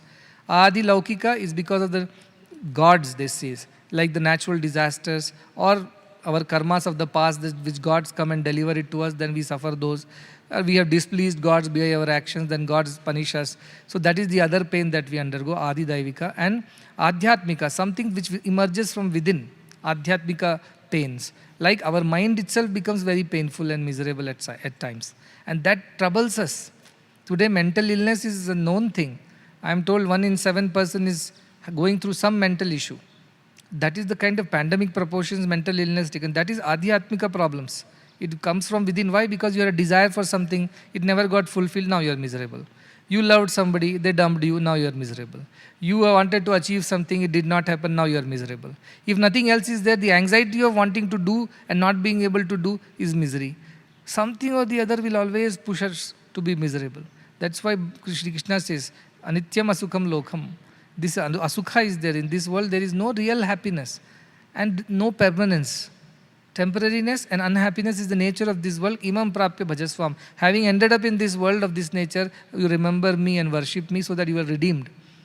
Bhagavan used to give an example. Where suppose you, in old times, in towns we'll have military hotel, they will say. These military messes were basically all non-vegetarian hotels. So outside board will be there, military hotel. Now military hotels were mainly non-vegetarian hotels. Now some Brahmin, one Ayar Iyengar goes there, says, I want idli, dosa, vada, sambar. The person in the hotel will tell, sir, go out, read the board. This is military hotel, only non-veg, no vegetarian here. Don't ask. So he says, outside our world, there is a big board, Anityam Asukam Lokam. This is a temporary and a miserable place. You enter at your own risk. If you are entering and asking for where is happiness, where is permanence, no, you are not going to get. What will the world tell you? Go read the board outside. And the board says, Anityam Asukam Lokam, temporary, miserable world. When it is saying that, then how can you ask something different from that? That was the idea. He's telling, Anityam Sarvamevedam and Tapatritaya Dushitam. 3 types of miseries we are always undergoing. Because of the people around us, because of the gods, and because of our own selves. We are miserable. That's why we chant Shanti 3 times. Shanti, Shanti, Shanti. So that we are peaceful in all the three ways. So Tapatritaya Dushitam and Asaram. It is essenceless. Actually senseless. It's a nonsense. Why? Because nothing is permanent. Then why should I run behind it? I run, achieve it, finally it disappears. I am miserable again. So why should I run behind mirages? A mirage is an essenceless thing, right? Somebody who is thirsty in the desert sees a mirage that there is an oasis and there is water and all that, and runs towards it all with all his might, and only to discover that it was just an illusion. There was no water. How will be his state of mind? He'll say, what a useless thing it was. Asaram, useless. Nonsense. This is the nature of the world. The Jnani realizes. So he says, know that it is asaram. Ninditam. It is full of faults. It is full of wrongs. See how much wrongdoing happened in the world. For the sake of a little money, for the sake of achieving a little more success. How many people cut how many corners? All the time, ninditam. It is polluted. It is contaminated. It is full of mistakes or wrongdoings. That is the nature of the world. Nobody who comes to the world can remain pure if he gets entangled in the world. As I said, if you enter a room full of charcoal or something, how much ever smart you might be, some bit of charcoal will rub onto you. Like that, the one who enters the world will definitely get entangled in it. How much ever one tries to remain pure, little bit of dirt will always attach to the person. That's why Kajal ki kotari mein kitno hi sayan ho jaye, ek leak pe lagi hai to lagi hai, it says. In the kotari, in the room full of kajal, anybody goes, dark soot is there. How much ever you try, it is full of soot. When you enter and come out, it will stick to you. So the world's nature is like that. It is polluted, it is contaminated, it is faulty, it is impermanent, it is miserable, it has no sense. So heyamiti nishchitya shamyati, heyamiti, so discard it. Nishchitya, become completely confident, convinced, nishchitya shamyati, and become peaceful. Unless you are completely convinced that this is the nature of the world, you will still be desiring for it. No, this time I failed, this time that fellow ditched me, this time I did not succeed, next time I will definitely achieve it. Because you are not fully convinced that no, this world will not give you permanent happiness. This world will not give you anything that is really true and peaceful and beautiful. It will only tempt you. And you will enter that and get into trouble. But if you are convinced only, you will stop desiring for it. If you are not fully convinced, you think there is a possibility that this time I was unlucky, things didn't turn out my way, next time I will get lucky and enjoy the world. Then you are fooling yourself. You are fooling yourself. That's why he says, nishchitya, with conviction, with firmness, with determination, you realize, shamyati. Then you will become peaceful again. You want to be peaceful. And the Shankaracharya, the story is there when a king and his wife did not have children, so they desired for children. So the king married again. Second wife got a child after much prayers. But the child was granted by the Guru with this grace, saying it is going to have a short life. Father king says, no problem, at least I'll have a son. Let me have a son. So he has a son, the child is born. But after birth, the other queen, the first queen, gets very jealous of the second queen and poisons the child, and the child dies. Then the child dies. The second queen and the king are miserable. So they keep crying. At that time, Narada Muni is going from there. He asks, why are you crying? He says, my child who was born died. But he was supposed to die early, right? Yes, but we cannot live without the child. Please do something, this and that. Then Narada calls the soul back of that child, saying, come and enter this body, your parents are crying. The soul says, which parents? Says, this king and that queen. He said, oh, they were parents for this birth. I had so many parents in so many lifetimes. Which all parents should I go and satisfy? This doesn't make sense to me. Kastvam koyam kutamayataha kame janani kome tataha iti paribhavaya sarvamasaram vishwam tyaktva swapna vicharam. Sri Adi Shankaracharya says, who are you, who am I, who is mother, who is father? So many lifetimes, so many mothers, fathers, I and you have come and gone. Iti paribhavaya, completely analyze this, thoroughly analyze this, that sarvamasaram, all this is nonsense.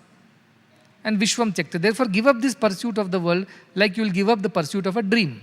In dream, you become a very rich man. When you wake up, you are still the beggar that you were before sleeping. You can't wake up and start behaving like a rich man. It doesn't apply to you because the dream was dream. Likewise, all the relationships, ye, wo, dunya bhar ka, we run behind. At the end, it's senseless because in this lifetime, they are these relations. In the next lifetime, who will be yours? Who will be father? Who will be mother? Who knows? Who knows? That's why I said, if you really are not convinced, you read that book of Brian Weiss with many lives, many masters, and life between life, some 2-3 books I have earlier read. And it gives you a perspective. He has done hypnotherapy and found out that the soul's journey, where they were born before and what is the next birth and what happened in between. So it's quite fascinating for those who are really interested. And that is what Buddha did. He sat and meditated and saw all his past lives. And then he realized, I have lived so many times. I've gone through this over and over again. So he became dispassionate. Nirvedamayat. He became dispassionate. Why should I go through it again? I've already gone through it before. Why should I go through once more? So that kind of dispassion develops. There is a story, just for interesting. There was a king of Ujjain called Bhartrihari. Ujjain is in Madhya Pradesh. Mahakal's temple is there.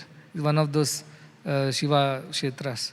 So this king Bhartrihari had a wife, Pingala, who was very beautiful, and he was very fond of her, smitten by her beauty, always thinking of her.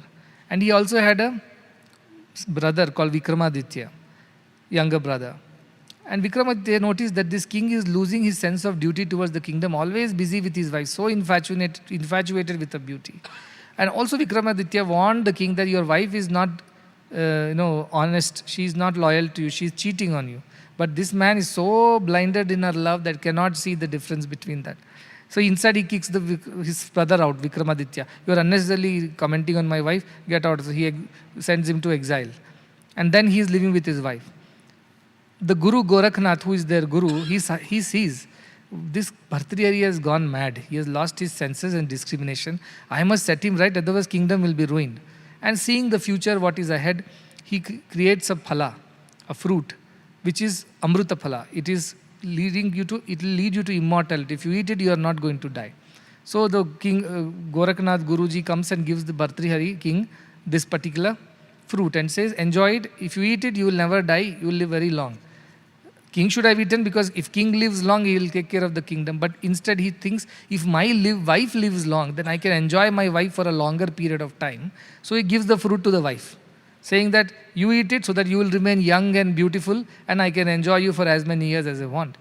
The wife takes the fruit and thinks, I don't want to eat this fruit. Already this king is terrible.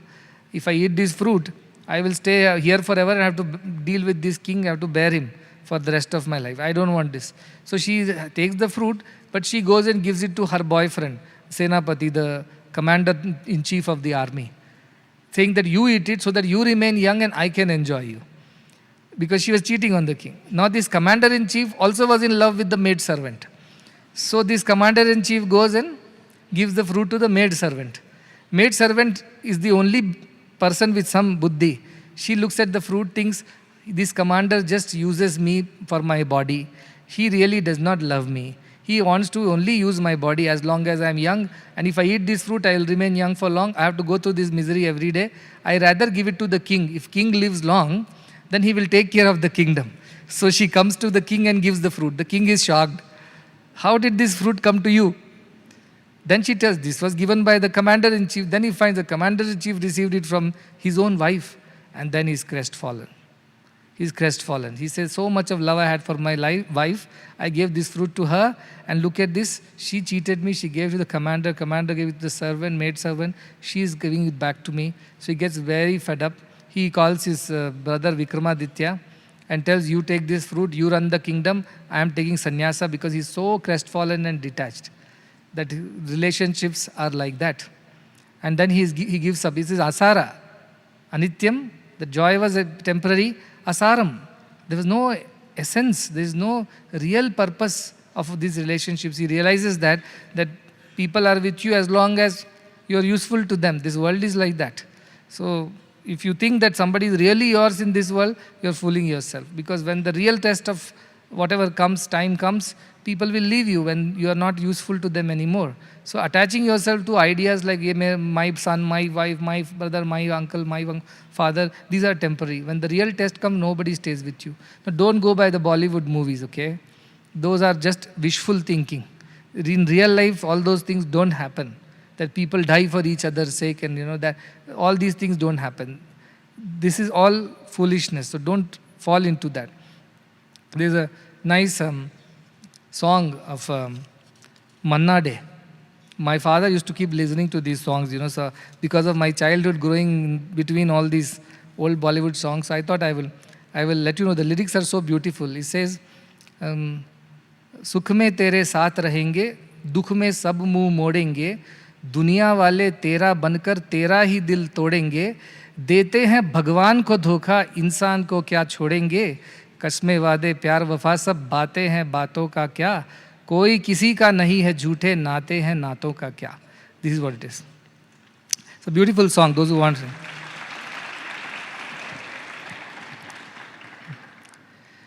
सुख में तेरे साथ रहेंगे, दुख में सब मुँह मोड़ेंगे,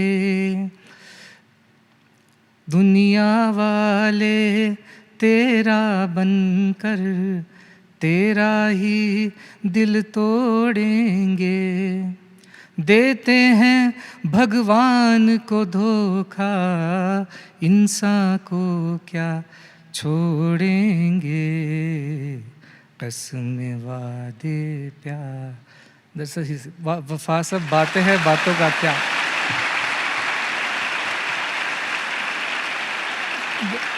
So don't get stuck. Don't get stuck with these relationships. They are only temporary. How much ever you think people love you for whatever you are, when the testing times come, you know grain from the chaff. Nobody is going to sacrifice themselves for your sake. I went to another country. Some families came, met me. They told, oh, my so-and-so is having kidney damage and we need a kidney. I said, okay, what can I do for you? He said, no, in India, can we get a kidney transplant? I said, probably, but there is a list over there. You have to get onto the list, and then whenever the kidney gets available, anyway, you don't do it in our hospital, you can get it done elsewhere.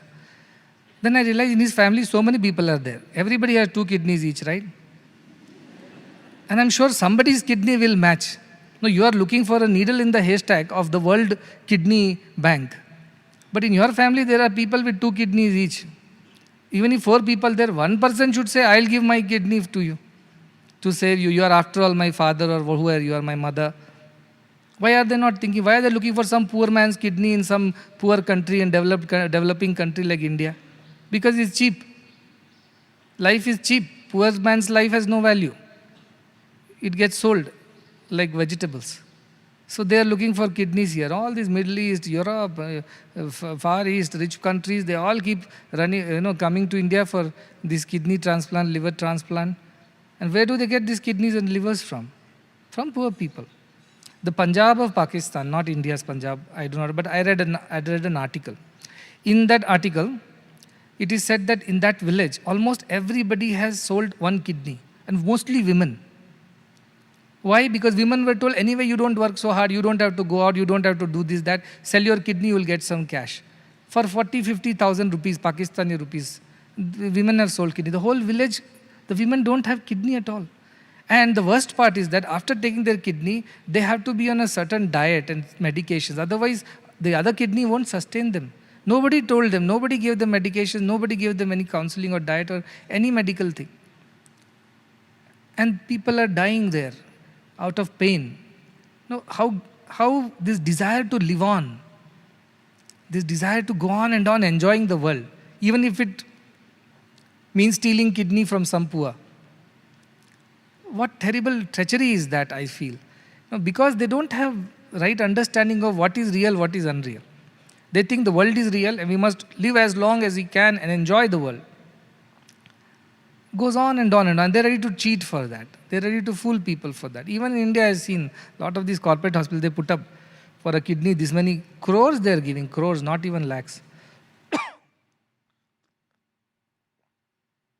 They encourage people. You give kidney, you will get this much money and lifetime support for medications. I've seen corporate hospital advertisements are there. So poor people left with no choice do that. What kind of, if really it is your relative and you want to help the relative, fully understandable. But if it's not even your relative, you're just selling the kidney because you're getting some money, the other person is buying the kidney because he has money, what kind of world is this? Luckily there is some rules have come on. Surrogacy also this used to happen. People were hiring women as surrogates for their babies. Earlier any woman anywhere could be hired, they had to be paid for that surrogacy, she has to deliver the baby for you. Now at least government has brought the rule, they have to be some immediate blood relations and it has to be only within such an age group and things like that. But earlier it was just a racket. It was running anywhere, everywhere. People were coming from abroad to get women in India become surrogates for them. Because it is a cheap country, it is a developing country, it does not have enough money. People get kidnapped from the streets. Bihar it happens, I've read that on newspapers, that how people are kidnapped from the streets and then left behind next day on the same street but with a scar on their abdomen because the kidney is gone. All this kind of nonsense happening in the name of whatever, living long, living healthy, enjoying the world a little longer. How terrible, because they never understand what is real, what is not real. And they go on with this desire to go on enjoying the world, extend their life as long as possible, enjoy as much, make as much more money as possible, see their children, grandchildren, great-grandchildren, great-great-grandchildren, at the cost of some poor man's misery. But that is the kind of world that it has turned out to be. Why? Because of ignorance. If he was a jnani, he would have said, this is all the life that God has given me. I am happy and it's time to go. Fine, I will hand over everything and I will walk away. Why should I suffer here? That is the idea, that this jnana is very important, otherwise we'll go on running behind these senses and sense pleasures. The 9.4, the shloka number 9.4, it's on page number 54. It says, Ko asau kalo vayah kim va yatra dandvani no nrunam tanyupeksha yatha praptavarti siddhi mavapnuyat. He says, Ko asau kalo vayah.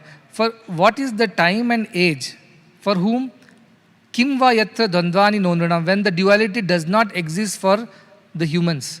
Even as you are in the deathbed also, you are wanting to enjoy the world, enjoying a little more than what you can.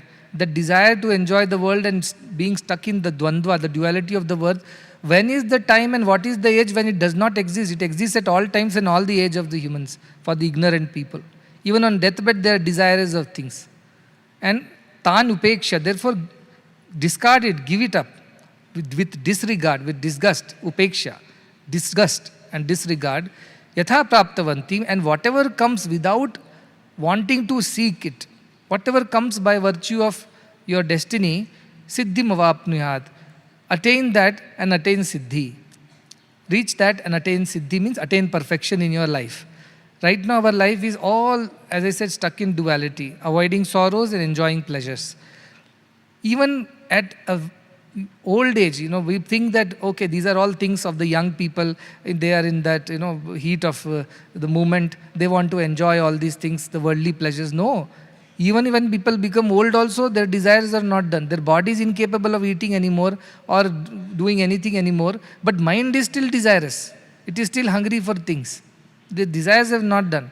Bhartrihari only, the one king I talked about, he, after going through whatever he goes through, he becomes a viragi, means he becomes a sannyasi, goes away to Himalayas, and he has written a text called Vairagya Shatakam, 100 shlokas on Vairagya, on detachment and dispassion. Now, I hope that you will get to read that sometime. It's beautiful. One shloka from there I do remember is, he says, Bhogana bhukta vayameva bhukta. Bhogas means all the enjoyments of the world are never done, we are done. We die trying to enjoy this, enjoy that. How many people, doctors tell them, don't drink, your liver is in terrible shape. They can't give up drinking. They will die, but they will not stop drinking. How many people we see here, addicts, alcoholics. How many times we tell, don't do any more of this because you will get into trouble. Your lungs are damaged, your kidney, liver are damaged. They don't listen. Few days they follow and then again tempted by that. So bhogana bhukta. Enjoyments are never done, but we are done. We finish ourselves, we destroy ourselves. Tapona taptam vayameva taptaha. We do not do sacrifices, but we get sacrificed in the process. We do not do any austerities, but we get consumed in the process. Why? Because we are not capable of restraining our senses. The senses eat us up. Senses destroy us eventually. Kalo na yato vayameva yataha. Time is not spent, we are spent. But time is spending us. We think we are whiling away time. No, time is whiling away us. That is what is happening. Every moment, Bhagavan used to say, life is like an ice cube. It's melting away. Every moment it's melting away. That is how time is eating us. We are going into the mouth of Kala, that's what Krishna says. We are getting inside the Kala's mouth and he's crushing us with his terrible teeth. And we are stuck between his teeth. That's what he describes in the Vishwarupa Darshana. How people are automatically as if sucked into Krishna's mouth, the big Kala's mouth, and crushed between his teeth into powder, churna he says. That is how all the yodhas are going in his mouth. The Kala is eating us all. Time is eating us. We are not eating time. We are not wasting time. Time is wasting us. So we are basically unaware of it, go on living like a fool and says, Trishna na jirna, vayameva jirna. Our desires are never done. We become old, but our desires never become old. They are always afresh and new. Even the 100-year-old man you tell, do you want one more, this much opportunity to make a little more money? Of course, yes, he will say. They are not done, they are not done. That is the idea. That whatever said and done, the desires are so strong and so powerful, and the Agyani who does not see the nonsense, the essencelessness of everything, goes on pursuing it, goes on chasing it, these desires, like chasing the mirage, and never gets it. But he thinks he is getting it, like the dog chewing the dry bone and bleeding and sucking its own blood and thinking the blood is coming from the bone. It suffers and dies. Likewise, this world is made like that. So you can't blame that why world is made like that. This is how it is. Knowing its nature, anityam asukam lukam, even prapya basis. For having ended up in the world like this, you rather remember me and redeem yourself, says Sri Krishna. So our scriptures are the guiding light, guideposts to tell us all the time how to behave in the world. That's why Bhagavan will always say, the boat should be in the water. Water should not be inside the boat. Man should be in the world. World should not be inside man. That clarity one should have. We are not here to enjoy the world. We are here to use the world to reach God. Like a stepping stone, like a boat to cross over. We are not here to stay in the boat forever. We are here to just cross the river and give up the boat. So through world only we are reaching God.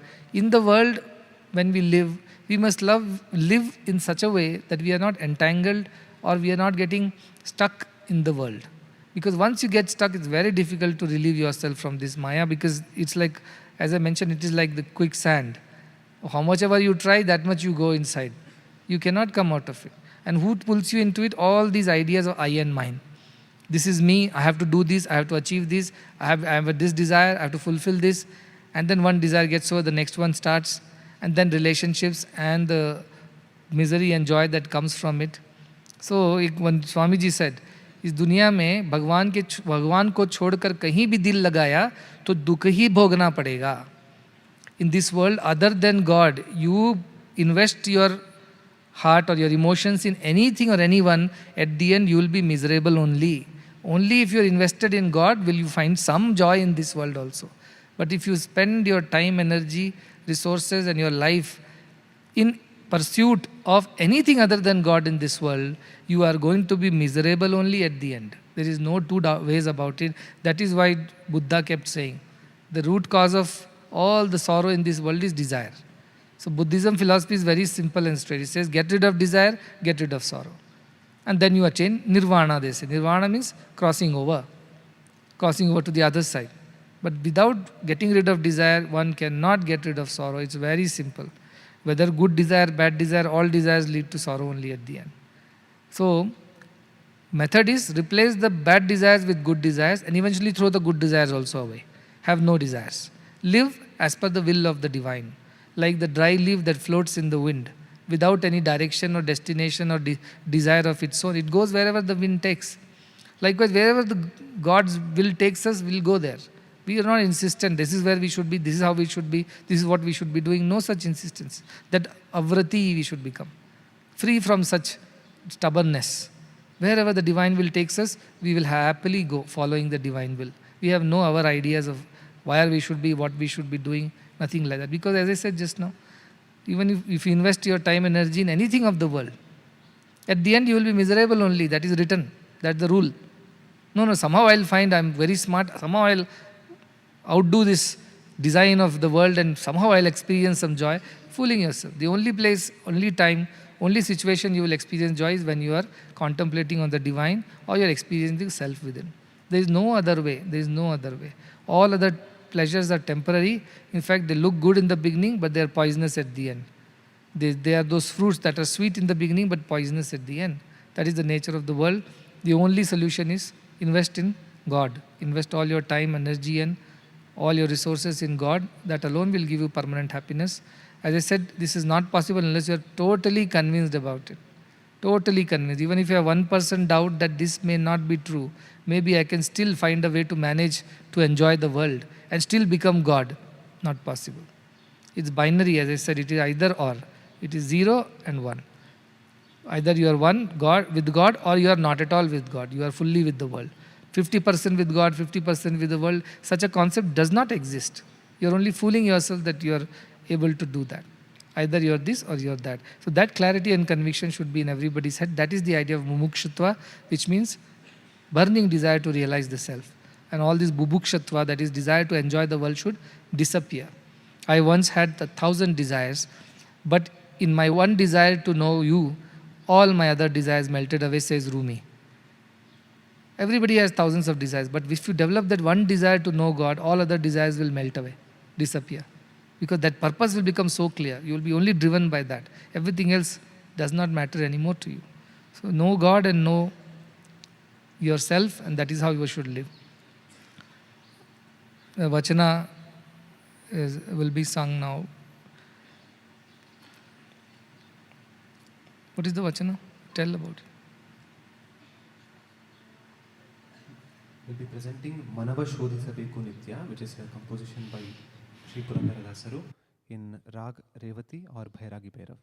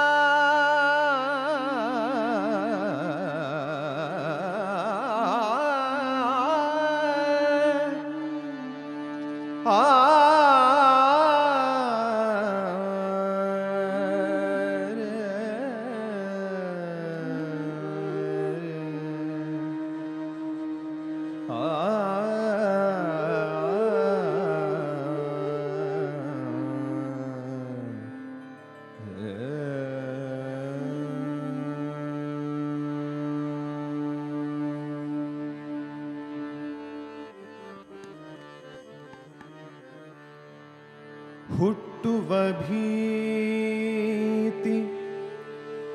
ಹೊಂದುವ ಭೀತಿ ವಿಠಲನಂಗ್ರಿಯ ನೆನೆಯದವರಿಗೆ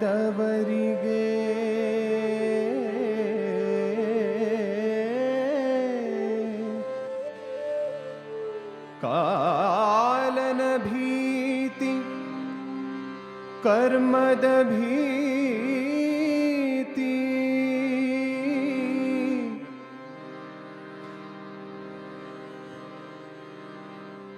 ಆಲನ ಭೀತಿ ಕರ್ಮದ ಭೀತಿ ಗೋಪಾಲನ ದಾಸನಾಗದವನಿಗೆ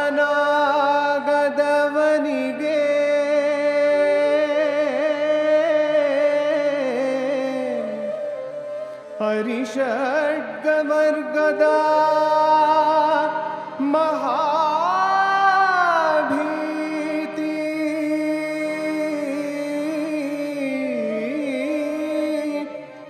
ಶ್ರೀ ಹರಿನಾಮನುಚ್ಚರಿಸದವಗೆ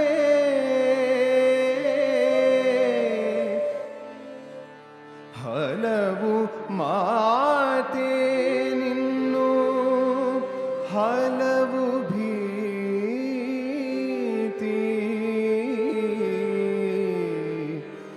ಚಲುವ ಪುರಂದರ ವಿಠಲನನ್ನ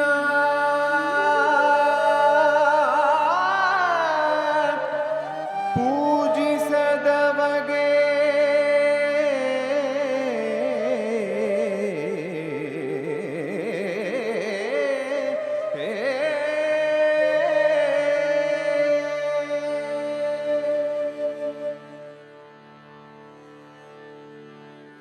ಮನವ ಶೋಧಿಸಬೇಕು ನಿತ್ಯ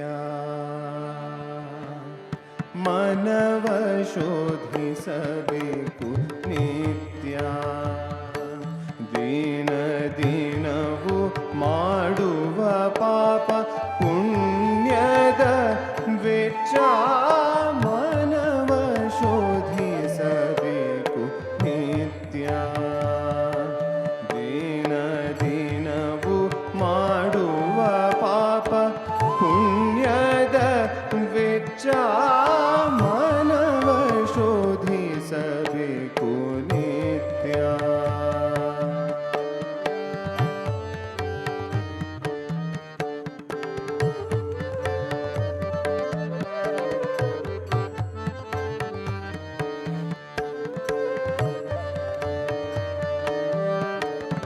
ಧರ್ಮ ಅಧರ್ಮ ವಿಂಗಡಿಸಿ ಅಧರ್ಮದ ನರಗಳ ಬೇರ ಕತ್ತರಿಸಿ ಧರ್ಮ ಅಧರ್ಮ ವಿಂಗಡಿಸಿ ಅಧರ್ಮದ ನರಗಳ ಬೇರ ಕತ್ತರಿಸಿ ನಿರ್ಮಲ ಚಾರದಿ ಚರಿಸಿ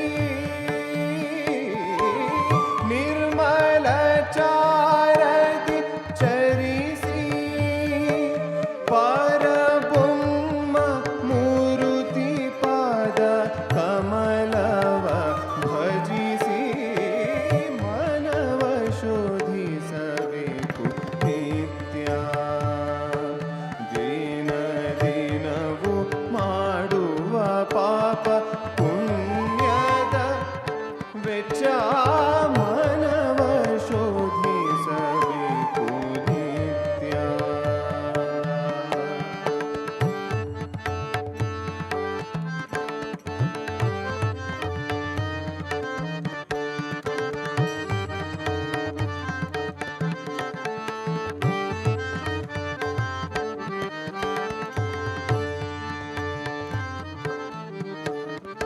ತನುವ ಖಂಡಿಸಿ ಒಮ್ಮೆ ಮಾಡೋ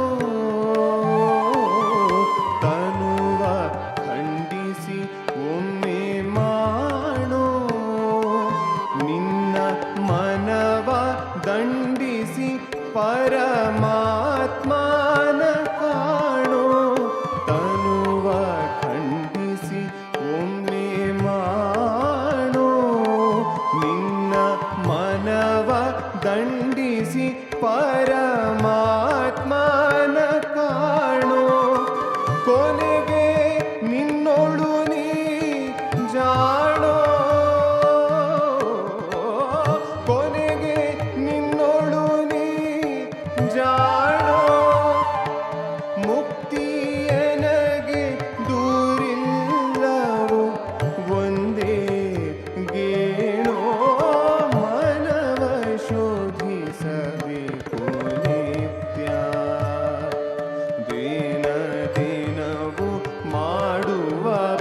ಪಾಪ ಪುಣ್ಯದ ವೆಚ್ಚ ಮನವ ಶೋಧಿಸಬೇಕು ನಿತ್ಯ.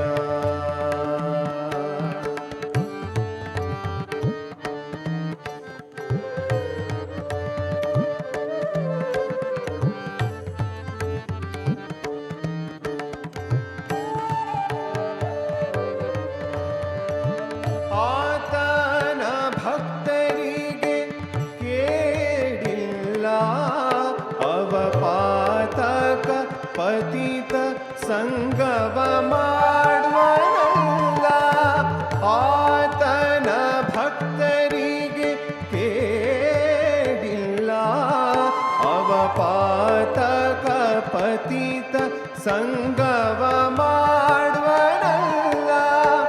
ನೀತಿವಂತರು ಕೇಳಿರಲ್ಲ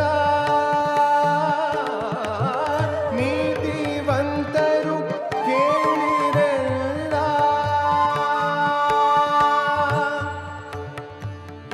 ಆ ಆ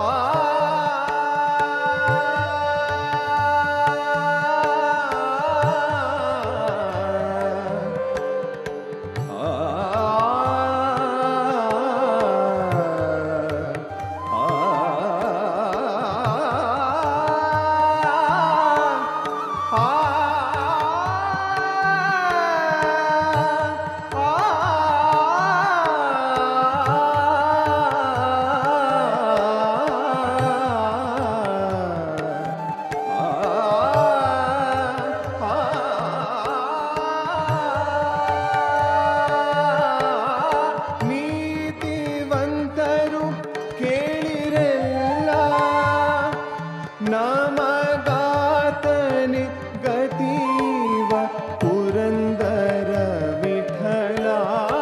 ನೀತಿವಂತರು ಕೇಳಿರಲ್ಲ ಅವಗಾತನು ಅತೀವ ಪುರಂದರ ವಿಠಲ. ಮನವ ಶೋಧಿಸಬೇಕು ನಿತ್ಯ ದಿನ ದಿನವು ಮಾಡುವ ಪಾಪ ಪುಣ್ಯದ ವೆಚ್ಚ ಮನವ ಶೋಧಿಸಬೇಕು ನಿತ್ಯ. ಮನವ ಶೋಧಿಸಬೇಕು ನಿತ್ಯ. ಮನವ ಶೋಧಿಸಬೇಕು ನಿತ್ಯ.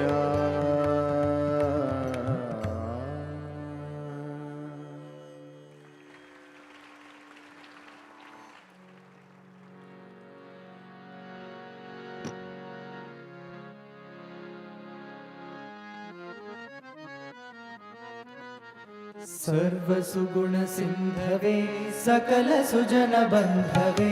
सर्वसुगुण सिन्धवे सकल सुजन बन्धवे.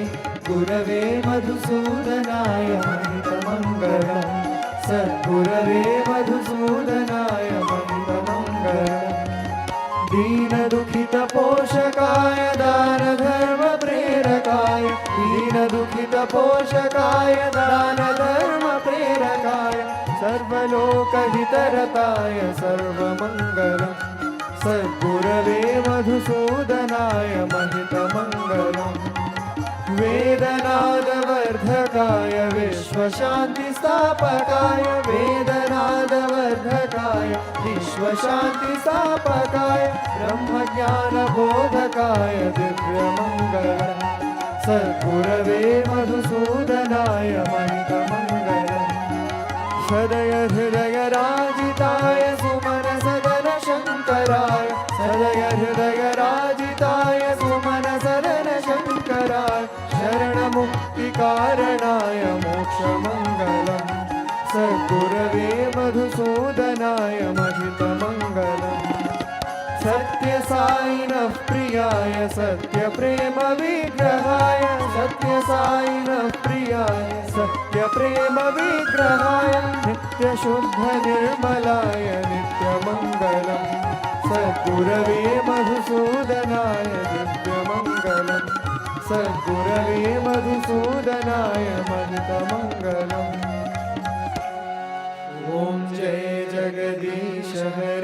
स्वामी सत्य साई हरे भक्त जना संरक्षक भक्त जना संरक्षक पति महेश्वर ओम जय जगदीश हरे शशिवदना श्रीकरा सर्वा प्राणपते स्वामी सर्वा प्राणपते आश्रित कल्पलतिका आश्रित कल्पलतिका आपद्बान्धव ओम जय जगदीश हरे माता पिता गुरुदैवं मर्यन्तयुरीवे स्वामी मर्यन्तयुरीवे नाद ब्रह्म जगन्नाथ नाद ब्रह्म जगन्नाथ महेन्द्राशय ओम जय जगदीश हरे ओंकार रूप ओजस्वी ओम साई महादेव सद्गुरु साई महादेवा मंगल हारति अंदुको मंगल हारति अंदुको मंदर गिरिधारी ओम जय जगदीश हरे नारायण नारायण ओम सत्य नारायण नारायण नारायण ओम नारायण नारायण ओम सत्य नारायण नारायण ओम सत्य नारायण नारायण ओम जय सद्गुरुदेवा नारायण नारायण ओम सत्य नारायण नारायण नारायण ओम नारायण नारायण ओम सत्य नारायण नारायण ओम सत्य नारायण नारायण ओम जय सद्गुरुदेवा नारायण नारायण ओम सत्य नारायण नारायण नारायण ओम नारायण नारायण ओम सत्य नारायण नारायण ओम सत्य नारायण नारायण ओम जय सद्गुरुदेवा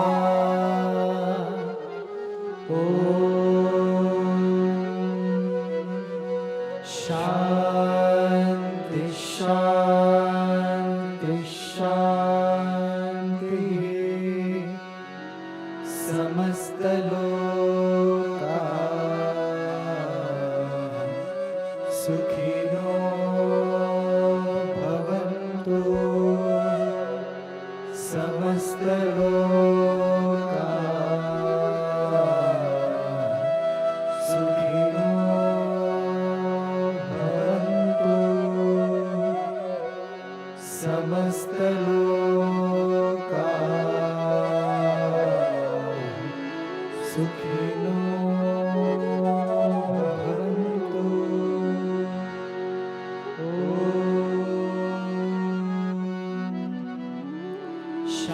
शांति शांति शांति जय बोलो भगवान श्री सत्य साई बाबा जी की जय